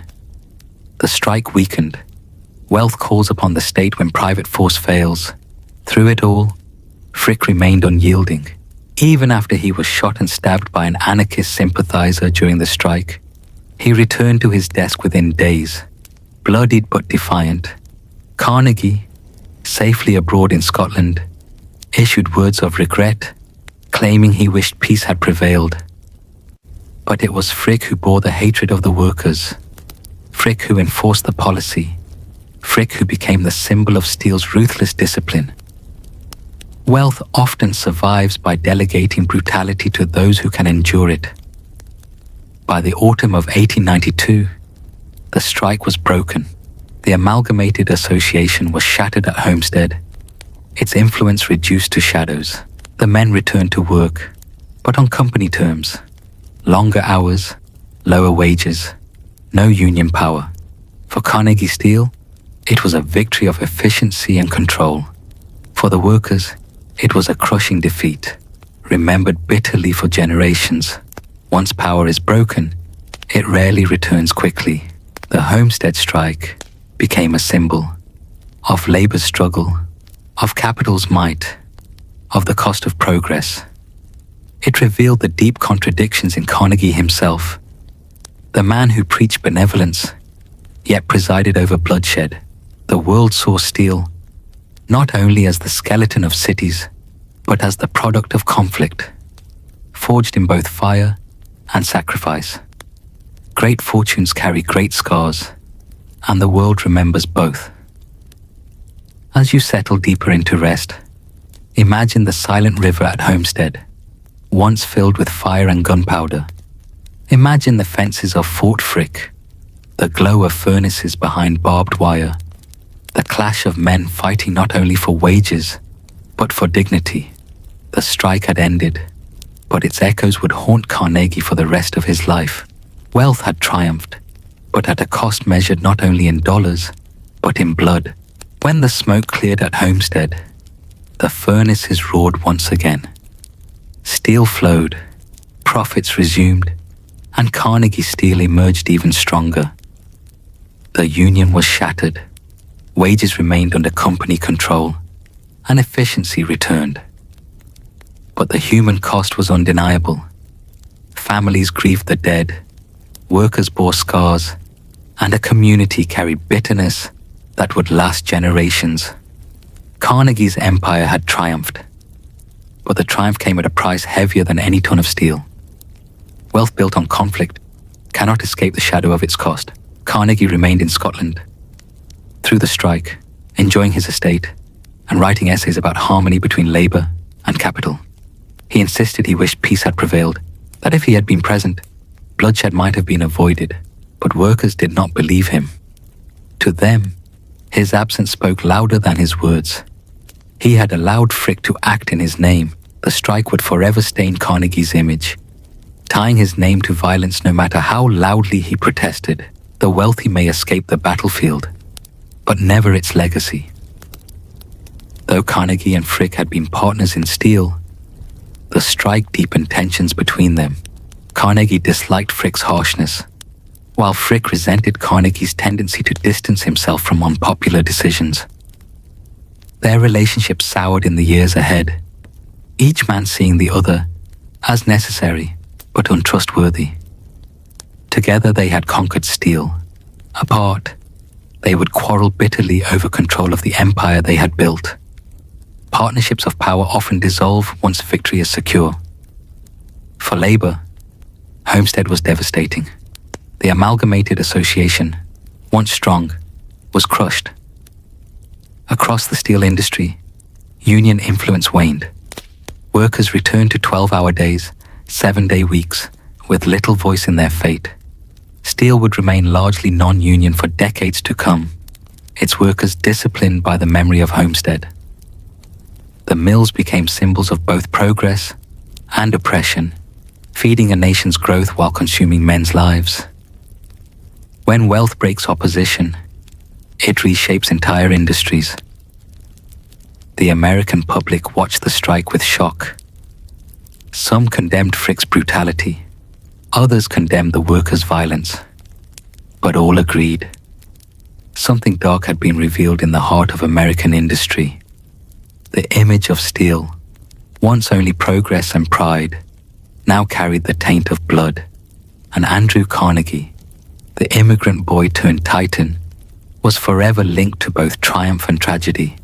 Great wealth draws not only praise, but judgment. Privately, the strike haunted Carnegie.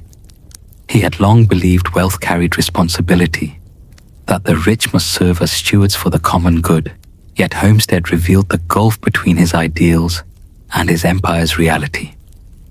From this tension emerged a deeper commitment to philanthropy.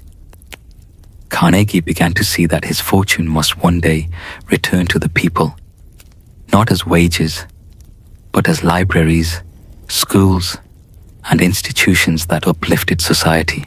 The wealthy may justify fortune only by turning it outward. Despite the strike, Carnegie Steel surged forward. The 1890s brought new demand, new profits, and new heights of efficiency. The company became the most powerful industrial force in America, its dominance unchallenged. Carnegie himself grew richer than ever. The storm had not toppled him. It had only confirmed the strength of his fortress. Yet within, he carried the awareness that money alone could not erase the blood spilled at Homestead. Wealth can withstand storms, but it cannot silence memory. For the rest of his life, Carnegie would attempt to reconcile his legacy. He would speak of peace, of brotherhood, of the duties of the rich. He would give away fortunes in libraries, universities, and charities. But the shadow of Homestead never left him. Every act of philanthropy was, in part, an answer to that dark summer of 1892. Every library brick carried not only knowledge, but also the memory of workers who had fallen in the struggle. Philanthropy often blooms in the soil of guilt. As you drift deeper into rest, imagine the mills of Homestead standing silent after the clash, their walls scorched, their fences scarred, the river still carrying echoes of shouts and gunfire. Imagine Carnegie, across the ocean, pen in hand, writing about the duties of wealth while knowing his empire had been paid for in more than dollars. Carnegie is victorious in steel, yet unsettled in spirit. His empire stood firm, but his philosophy of wealth would now be tested. Ahead lay not only greater riches, but also the question of what to do with them. After Homestead, Andrew Carnegie faced a truth he could not ignore. His empire had triumphed, but his soul remained uneasy. Wealth had made him powerful beyond measure, yet it had also stained his name.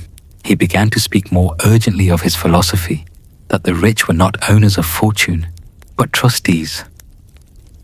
That great wealth carried with it a sacred duty to uplift society. This philosophy, which he called the gospel of wealth, would soon guide the final chapters of his life. True wealth is measured not by what you keep, but by what you give. In 1889, Carnegie had already published his famous essay, The Gospel of Wealth. In it he declared that inequality was inevitable in modern society, that millionaires were the product of progress, not parasites upon it.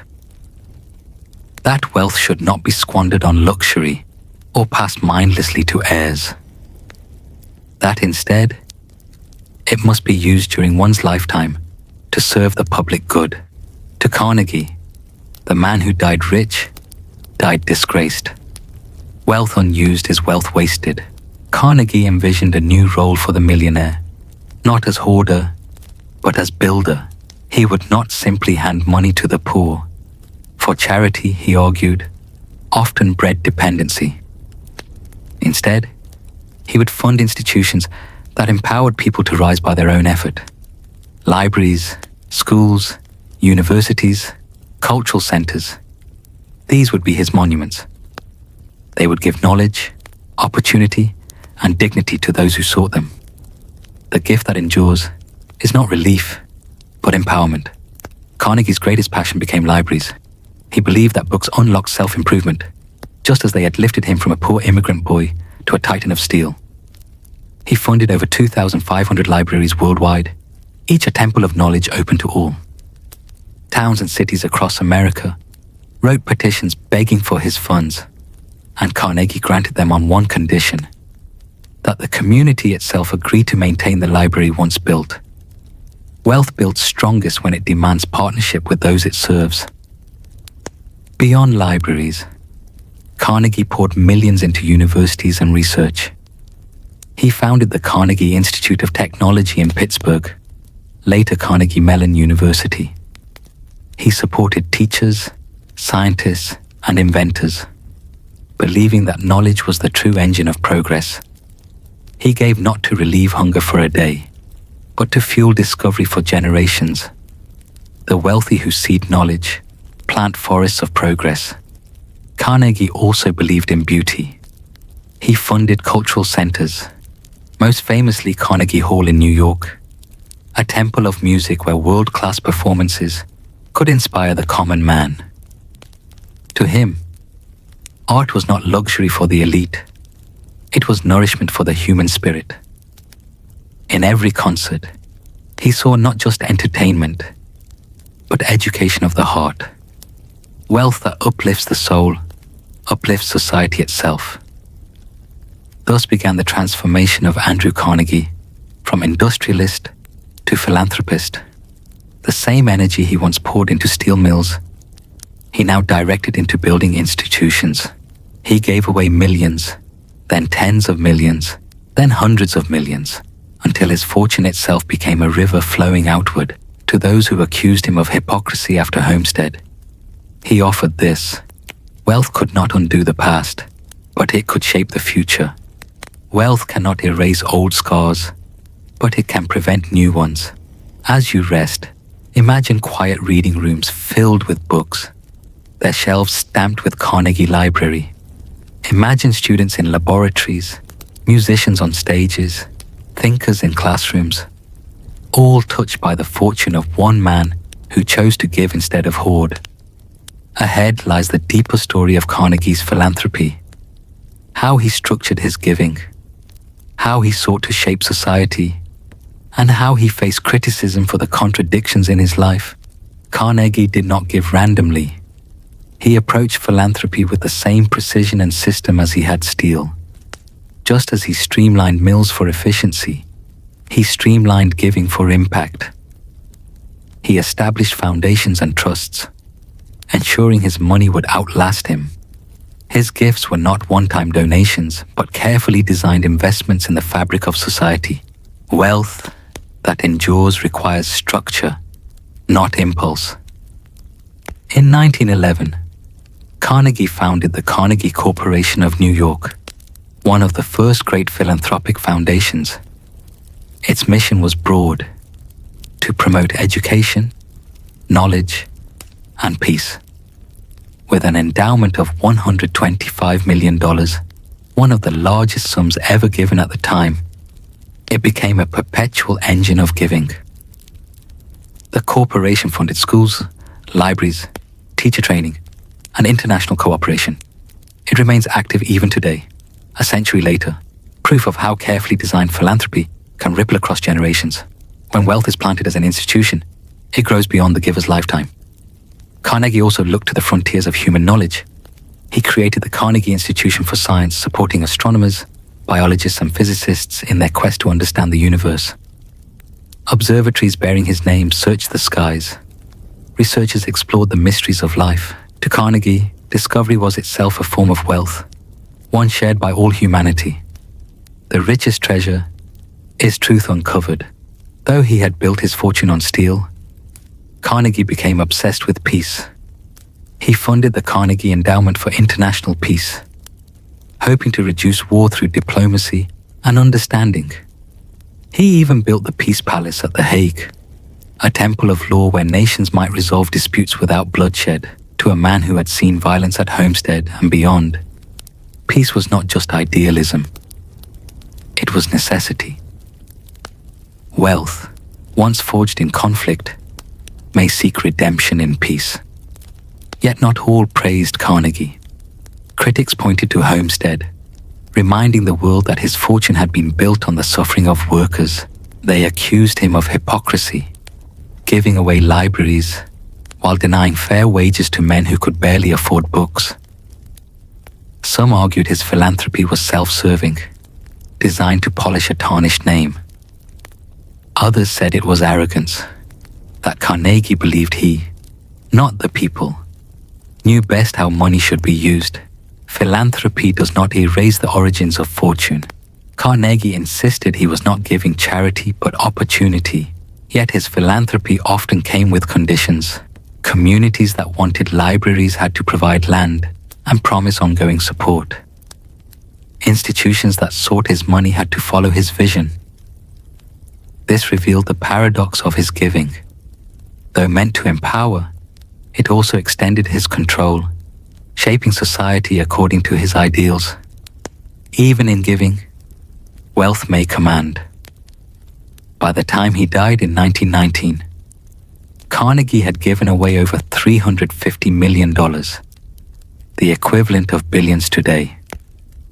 Nearly 90% of his fortune was gone, distributed into libraries, universities, research, and peace foundations. Few men in history had given so much, so deliberately. Yet the debate endured. Was he a hero of generosity or a villain buying redemption with gifts? Great giving cannot silence great questions. Whatever the criticisms, Carnegie's philanthropy reshaped the world. His libraries gave generations of children their first book. His universities trained leaders and innovators. His foundation seeded discoveries that changed medicine, science, and law. Carnegie himself said he wanted no statues, no monuments. His monuments would be institutions, living works of service. In that, he succeeded beyond measure. The truest legacy of wealth is not stone, but service. As you rest, picture a quiet library, a student bent over a book, the air filled with possibility. Picture a telescope aimed at the stars, a scientist scribbling notes by lantern light. Picture diplomats in the Peace Palace, striving to prevent war. All of it in some way touched by Carnegie's hand, the hand of a man who turned steel into knowledge, conflict into institutions, fortune into service. Ahead lies the final act of Carnegie's giving, his reflections on wealth, his old age, and how he sought to make peace with his life's contradictions. As the 20th century unfolded, Andrew Carnegie became less an industrialist and more a sage of philanthropy. He had left behind the furnaces of Pittsburgh and now dwelt in his estates in Scotland and New York, writing, reflecting, and distributing what remained of his fortune. His days were filled not with deals and steel contracts, but with letters from communities, institutions, and governments, all seeking his support. Each petition reminded him of his duty, and each gift reinforced his vision of wealth used wisely. Wealth at rest must still be at work. Carnegie turned increasingly to writing. He published essays, books, and reflections on life, wealth, and society. In his later works, he softened, emphasizing not only efficiency, but also kindness. He sought to inspire the next generation of millionaires to give as he had given, to see themselves as custodians, not owners. He returned often to his famous phrase, "The man who dies thus rich, dies disgraced." It was more than rhetoric. It was his creed, carved into every act of his last decades. Wealth without purpose is a burden. Yet despite his philanthropy, Carnegie could never escape Homestead. The memory of bloodshed clung to him, resurfacing whenever critics spoke of hypocrisy.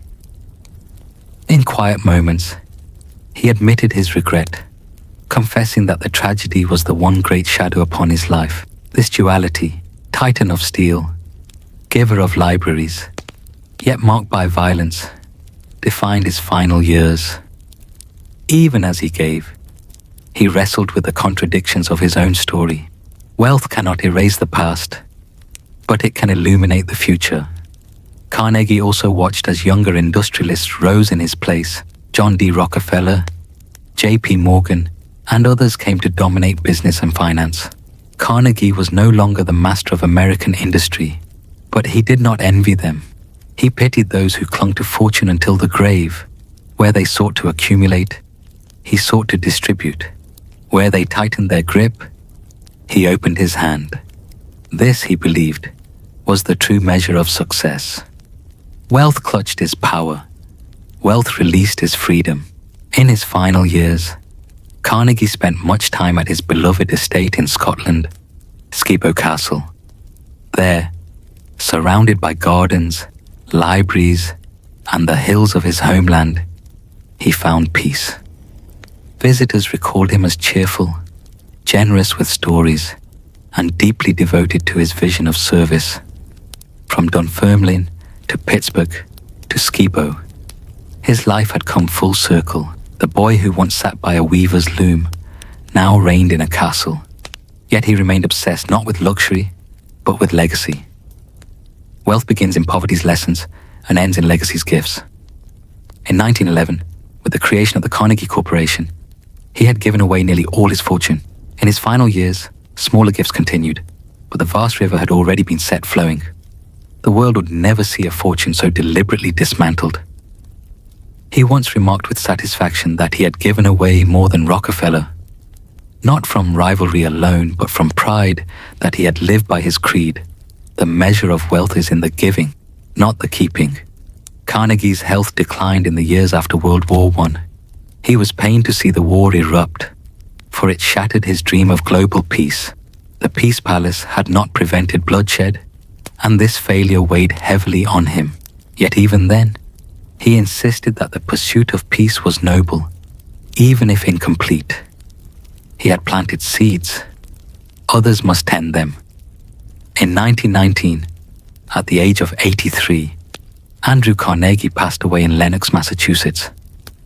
He left behind not only a diminished fortune, but also an empire of institutions, libraries, universities, research centers, cultural halls, and foundations that would carry his name into the future. The wealthy die, but their gifts may live forever. Carnegie's story closed with a paradox. He was both the builder of steel and the giver of libraries, both the man who crushed unions and the man who dreamed of peace. History would debate him endlessly, hero or hypocrite, titan or traitor. But what cannot be denied is this: he transformed wealth itself into a philosophy, a mission, a force that shaped lives long after his own. To sleep wealthy is to leave the world richer than you found it. As you drift further into rest, imagine a library at night, its lamps glowing, its doors open. Imagine a student stepping inside, pulling a book from the shelf, beginning a journey of learning. Imagine that same book stamped with the words, "Given by Andrew Carnegie." That is how wealth sleeps, not in vaults or castles, but in the hands of those who inherit opportunity. Carnegie is gone, but his legacy alive. Ahead, we step back to view his life as a whole, not only the boy, the titan, and the philanthropist, but the man who wrestled with wealth itself. When the story of Andrew Carnegie is told in full, it resembles not one life, but many. The boy at the weaver's loom, the immigrant crossing the ocean, the messenger in the telegraph office, the rising capitalist, the steel baron, the philanthropist, the old man in a castle. Each chapter seems distinct, but together they form a single arc. The rise of a soul through wealth, struggle, and giving. To view Carnegie's life as a whole is to see the interplay of contradictions, ambition and generosity, conflict and peace, power and humility. Wealth is not a straight line. It is a journey with turns, scars, and circles. Carnegie began with nothing but a dream that wealth could lift him from poverty.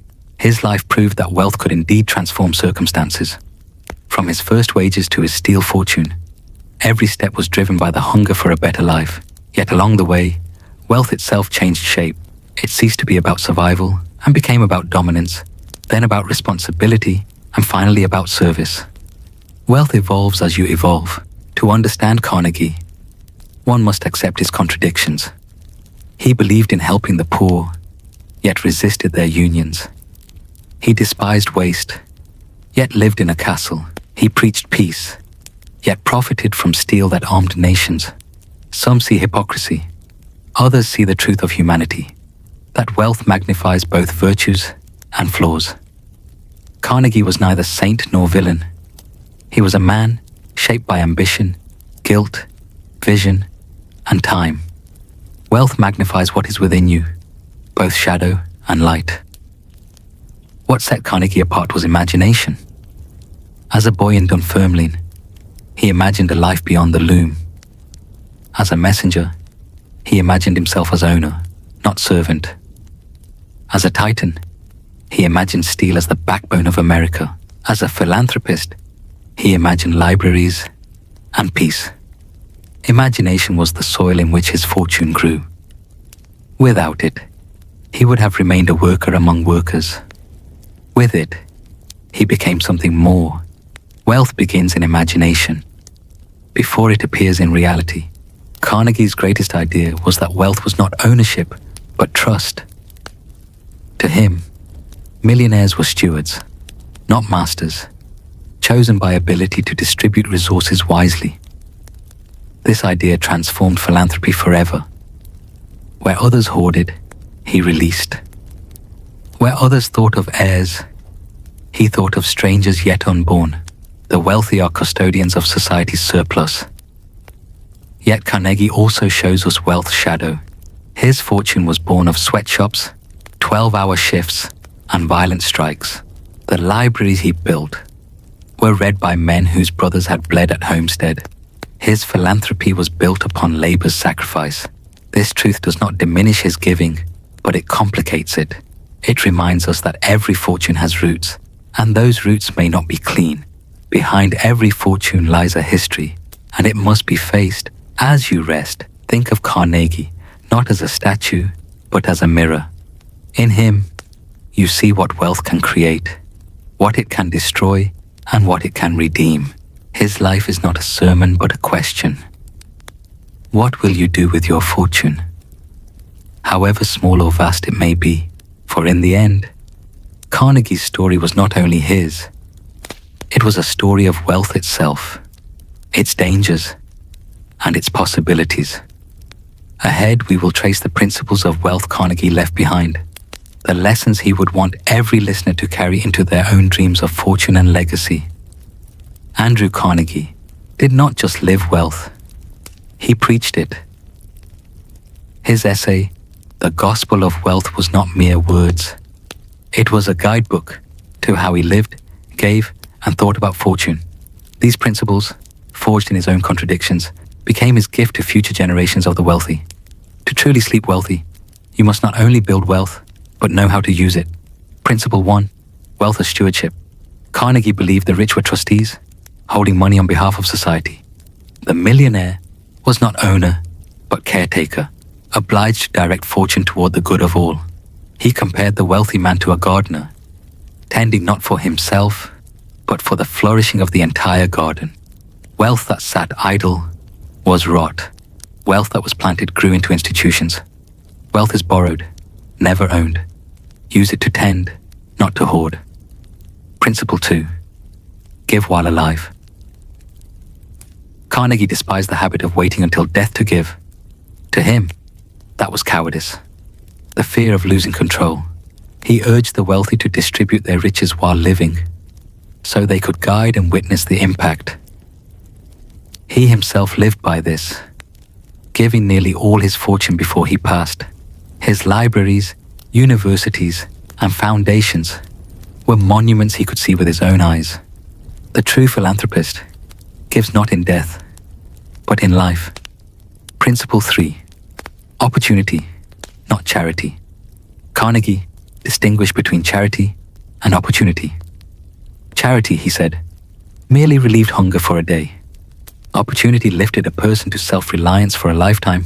Thus, he avoided handouts and instead built institutions. Libraries where one could learn, schools where one could grow, foundations where one could research. He gave not food, but tools. Give in ways that empower, not ways that weaken. Principle. 4. Modesty in life. Though he lived in Skibo Castle, Carnegie insisted on personal modesty. He ridiculed men who wasted fortunes on yachts, jewels, and endless luxury. To him, wealth was not for display, but for duty. He practiced thrift even when rich, taking pride in efficiency. His joy came not from possessions, but from building things that lasted. True wealth is not in what you spend, but in what you seed. Principle 5. Educate the mind. Carnegie believed the greatest gift was education. His libraries were temples of learning, open to all who would read. He often said the key to his own rise was access to books, and he wanted every child to have the same ladder. To him, wealth spent on education multiplied. For each mind educated became a beacon to others. The richest gift is the means to knowledge. Principle 6. Wealth and responsibility. Carnegie argued that the wealthy had 3 choices with their money: keep it, leave it to heirs, or give it away. Keeping it was selfish. Giving it to heirs was foolish, for it spoiled them. The only honorable path was giving it to society. Thus, responsibility was inseparable from fortune. To hold wealth without giving was to him moral bankruptcy. Responsibility is the price of great wealth. Carnegie's life revealed a cycle. Wealth is earned, then transformed, then returned. Poverty taught him hunger. Ambition brought him fortune. Fortune demanded duty. Duty led him to give. The cycle completed itself, turning his personal gain into public good. This, he believed, was how the wealth should move.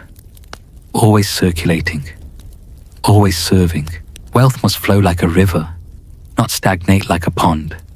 Carnegie did not merely state these principles. He challenged others to live them. He wrote, debated, and urged fellow millionaires to follow his example. Some did, most did not. Yet his words remained a mirror to every generation. What will you do with your fortune?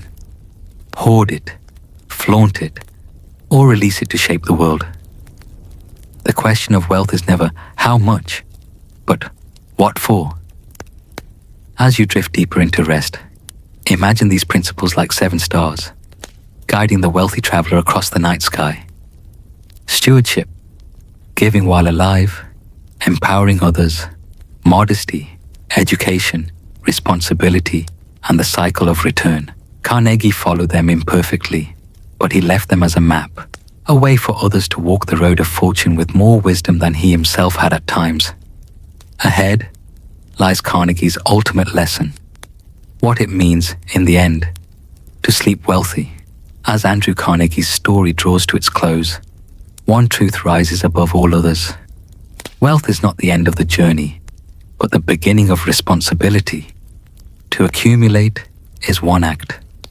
To release is another. To live wealthy is difficult. To sleep wealthy is rarer still. Carnegie showed us both paths. He showed the drive that builds empires and the wisdom that gives them away. He showed triumph and he showed regret. And through it all, he left a final meditation.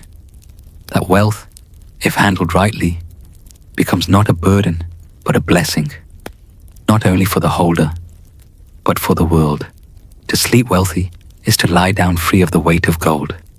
Carnegie's life teaches that wealth should not keep you awake at night. Many rich men die restless, fearful of loss, anxious over rivals, chained to their fortunes. Carnegie instead imagined wealth as rest. When given away, wealth became like a lullaby, soothing both giver and receiver. He could lay his head on the pillow, knowing that his money was out building schools, opening doors, spreading peace. True wealth is not measured in coins, but in calm.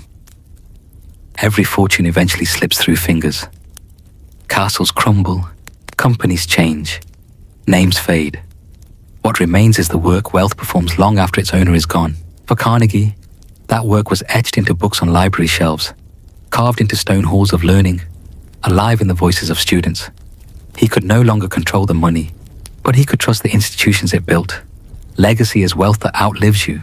Yet Carnegie's life reminds us, no fortune is pure. His story bore shadows, labor strikes, bitter workers, blood spilled. He could not erase these truths, but he faced them, acknowledged them, and sought redemption through giving. This balance of shadow and light is what makes his story human, not myth. To sleep wealthy is not to deny shadows, but to outshine them with light. In his last years, Carnegie dreamed of peace among nations. Though the First World War shattered that dream, his vision still echoes. He believed wealth must serve not only towns and schools, but the entire world, binding people together rather than dividing them. Even if unrealized in his time, the dream itself was wealth, a currency of hope. The greatest fortune is peace itself. Carnegie's story is not only history, it is a mirror for you, the listener. As you lie here drifting, ask quietly, what is my wealth, great or small? How does it serve me? How does it serve others? What will remain after I am gone? You may not command steel empires or libraries, but you hold resources, talents, and choices. These too are wealth, and the measure of them is not how tightly you grasp, but how widely you share. Every person, rich or poor, holds a fortune in choices. On the summer day of August 11th, 1919, Andrew Carnegie drew his last breath. He left not vaults of untouched gold, but a world reshaped by his giving. His story closed as yours does tonight. In rest, his restless striving ended. His fortune flowed outward, and he lay down at last, a man who had in his own imperfect way learned to sleep wealthy. Wealth, rightly lived, lets you close your eyes without fear, and so the story ends. The boy of Dunfermline, the titan of Pittsburgh, the giver of libraries, the dreamer of peace. Andrew Carnegie's life has become your meditation, a soft current carrying you toward rest. As you close your eyes, remember, wealth is not noise, but silence. Not tension, but ease. Not hoarded, but given. That is how you too may sleep wealthy. Carnegie's story has been told. His rise, his empire, his philanthropy, his contradictions, his final rest. Yet his life is more than history. It is an invitation, for wealth is not a relic of steel magnates and castles. It is a living energy, present in every person who dares to ask, what is wealth to me? To sleep wealthy is not about the size of one's bank account, nor the reach of one's empire. It is about something deeper, a harmony between ambition and rest, between giving and keeping, between striving and peace. Sleeping wealthy is not about fortune, but about freedom. Close your eyes for a moment and ask, what is wealth? Is it gold coins in a vault, stocks and steelworks, titles etched on walls? Or is it something quieter? The warmth of a home, and the laughter of children, the pages of a book, the soft embrace of rest. Carnegie believed wealth was responsibility, but we can go further. Wealth is every resource we hold. Time, talent, energy, love. These are fortunes greater than money, for they cannot be stolen by thieves, nor eroded by inflation. Wealth is every resource that sustains life and joy. To sleep wealthy is to rest without regret. Many lie in mansions yet cannot close their eyes, haunted by debts unpaid, kindness withheld, dreams ignored. The truly wealthy sleep in balance. Their outer world may be imperfect, but their inner world is at peace. They know they gave enough, forgave enough, tried enough. Their rest is unburdened. The wealthiest sleep comes from a conscience at ease. Imagine a river. If it is dammed, it stagnates, grows foul, and poisons the land. If it flows, it nourishes fields, villages, and orchards. Wealth is the same. Carnegie learned late in life that money hoarded is heavy, but money released flows lightly. In giving, he found rest. In releasing, he found freedom. His sleep grew softer. As his fortune dissolved into schools, halls, and dreams, to sleep wealthy, let wealth flow like water.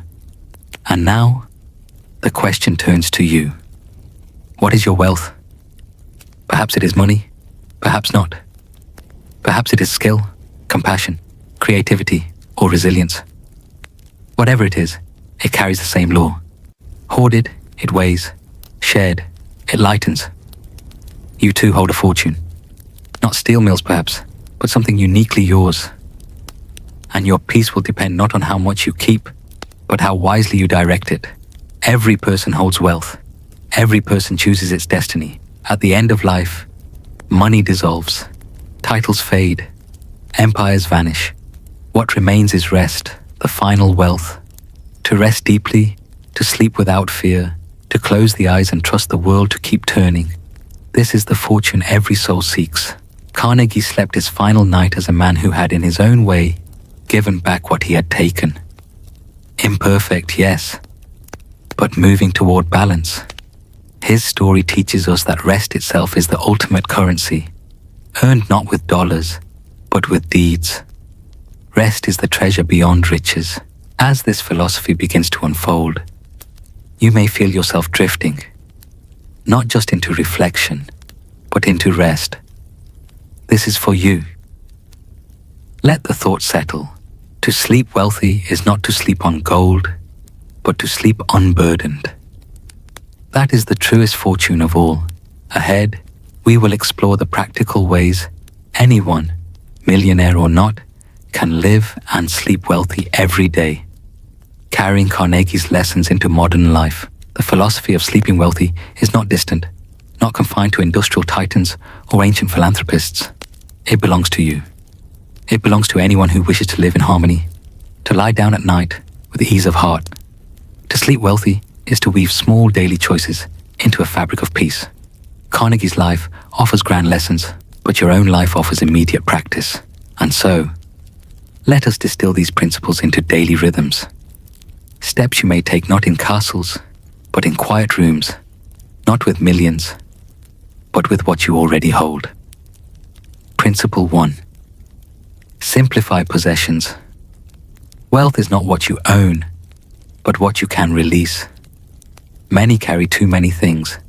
Closets full, garages stuffed, minds cluttered with objects that no longer serve them. Each possession whispers for attention. To simplify is to free yourself. When you let go of excess, you lighten both your home and your heart. Sleep becomes easier when rooms breathe and belongings no longer weigh. True wealth is simplicity. To keep only what serves joy is to sleep wealthy. Principle 2. Invest in relationships. Carnegie built libraries, but his deepest wealth was not in stone buildings. It was in the friendships he cherished, the companionship of family, the bonds of trust. Your wealth, too, is in the people around you. Investing in kindness, forgiveness, laughter, and shared time yields greater returns than any bank. At night, it is not money that keeps you warm, but love. The wealth of human connection is the richest bed to lie upon. Principle 3. Work with purpose. Many dread their labor, treating work as prison. Yet wealth grows not only in dollars earned, but in meaning felt. To align your work with purpose, to know that your hours contribute to something larger, is to transform labor into legacy. Carnegie believed steel built nations. You may believe teaching shapes futures, art heals souls, or gardens feed families. Whatever your path, when work is meaningful, rest is satisfying. Wealthy sleep comes from purposeful days. Principle 4. Give daily, even small. Not all giving requires millions. A kind word, a listening ear, a meal shared. These are also acts of philanthropy. Each is a seed planted, each a river flowing outward. Carnegie gave libraries. You may give patience, encouragement, or a smile. The effect is the same. You lighten another, and in doing so, you lighten yourself. Daily generosity is the pillow of the wealthy sleeper. Principle 5. Guard time. Time is the most fragile fortune. Carnegie learned this too late, racing to give away his wealth before the clock ran out. You too must guard time. Spend it wisely, not on endless screens or hollow pursuits, but on what nourishes. A single mindful hour outweighs days squandered. Protect your mornings, treasure your evenings, and sleep will come as a trusted friend. To value time is to multiply wealth. Principle 6. Practice gratitude. Gratitude is the golden key that turns what you have into enough. Carnegie, for all his millions, often recalled his humble beginnings in Scotland with gratitude. The books, the mentors, the opportunities. This memory grounded him. So too, may you practice gratitude nightly, listing what is already yours. Health, breath, shelter, love, lessons learned. Gratitude transforms scarcity into abundance, anxiety into calm. Gratitude is wealth you can spend without limit. Principle 7. Rest without guilt. Many cannot rest because they feel they have not done enough. Yet rest is not theft. It is the soil from which tomorrow's strength will grow. To sleep wealthy is to honor rest as necessary, sacred, deserved. Carnegie's life was frantic, but even he discovered that rest renewed vision. You too may allow yourself to close your eyes, trusting that enough has been done for this day. Rest is not wasted time, but invested wealth. The daily practice. Imagine a day lived with these principles. Your home is light and uncluttered. Your relationships are tended like gardens. Your work is aligned with meaning. Your generosity flows in small, steady streams. Your time is honored. Your heart is grateful. Your rest is guiltless. Such a day ends in wealthy sleep, not because you own more, but because you need less. Not because the world bends to your will, but because your spirit bends toward peace. This is the philosophy in practice, the daily rhythm of sleeping wealthy. Carnegie's fortune was vast, but yours is no less meaningful. For every act of simplification, connection, gratitude, or rest multiplies the currency of peace. Ahead lies the final meditation, the vision of a world where everyone sleeps wealthy, a dream that extends Carnegie's gospel into the collective future. The dream of a wealthy world. Imagine a world where every head, rich or poor, lays down upon the pillow with ease, where no one lies awake in fear of hunger, cold, or war, where wealth is not a wall, but a bridge, not a fortress, but a fountain. This is the vision of sleeping wealthy, not for one man, not for a few, but for all. A world in which abundance flows freely, measured not in gold but in peace.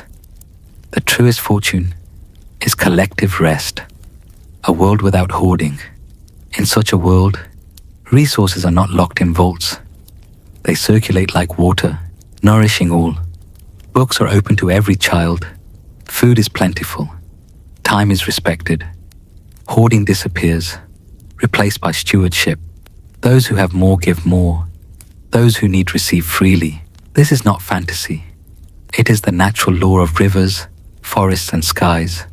Nature holds nothing back, and neither would humanity in its highest form. Wealth multiplies when it flows. The architecture of rest.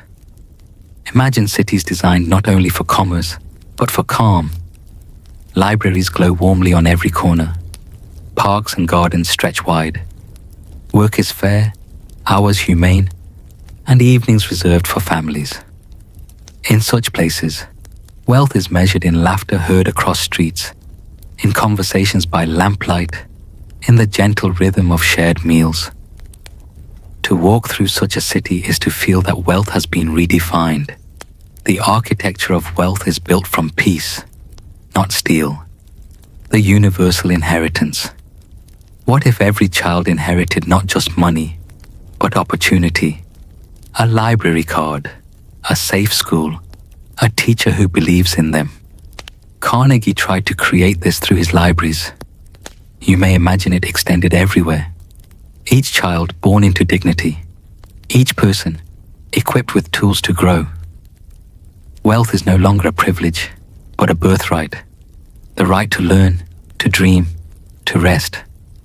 The greatest inheritance is access, not riches. The global fortune. Extend the dream beyond one town, one nation. Imagine countries that do not compete for weapons, but collaborate for wellness. Imagine oceans clean, air pure, forests thriving. Imagine humanity itself as the true fortune. Shared, cherished, preserved. Carnegie dreamed of peace and failed in his time. Yet the dream endures. Perhaps his failure was only the first attempt. Passed forward to us. The wealth of the world is the world itself. Your role in the dream. Now return to yourself, lying quietly, listening. The dream is not distant. You play a role in it. Every act of giving, every kindness, every moment of gratitude adds to the collective wealth. You may not build steel empires, but you build moments. You may not end wars, but you may plant peace in your home, your street, your work. The ripple expands. The world grows wealthier in rest. Each person is a banker of peace. The final meditation, close your eyes now and imagine a home free of worry, a community that supports, a planet at peace, humanity lying down together, sighing, smiling, resting. This is the philosophy's final gift, the possibility of universal wealthy sleep. A dream for you, a dream for all. Carnegie's story ends, but your story continues. His life was steel and libraries. Yours may be family, work, compassion. Both are wealth. Both contribute to the same vision. To sleep wealthy is not to dream alone, but to dream together. Thus the book closes. Not with steel, but with silence. Not with fortune, but with rest. You have traveled through the life of Andrew Carnegie. Through his striving, his shadows, his giving, his peace. You have entered a philosophy that transcends him. A way of living and resting available to all. As you drift now into your own sleep, remember, wealth is not measured in vaults, but in hearts, not in numbers, but in peace. And when you close your eyes tonight, you too may join Andrew Carnegie and countless others in the quiet fraternity of those who sleep wealthy.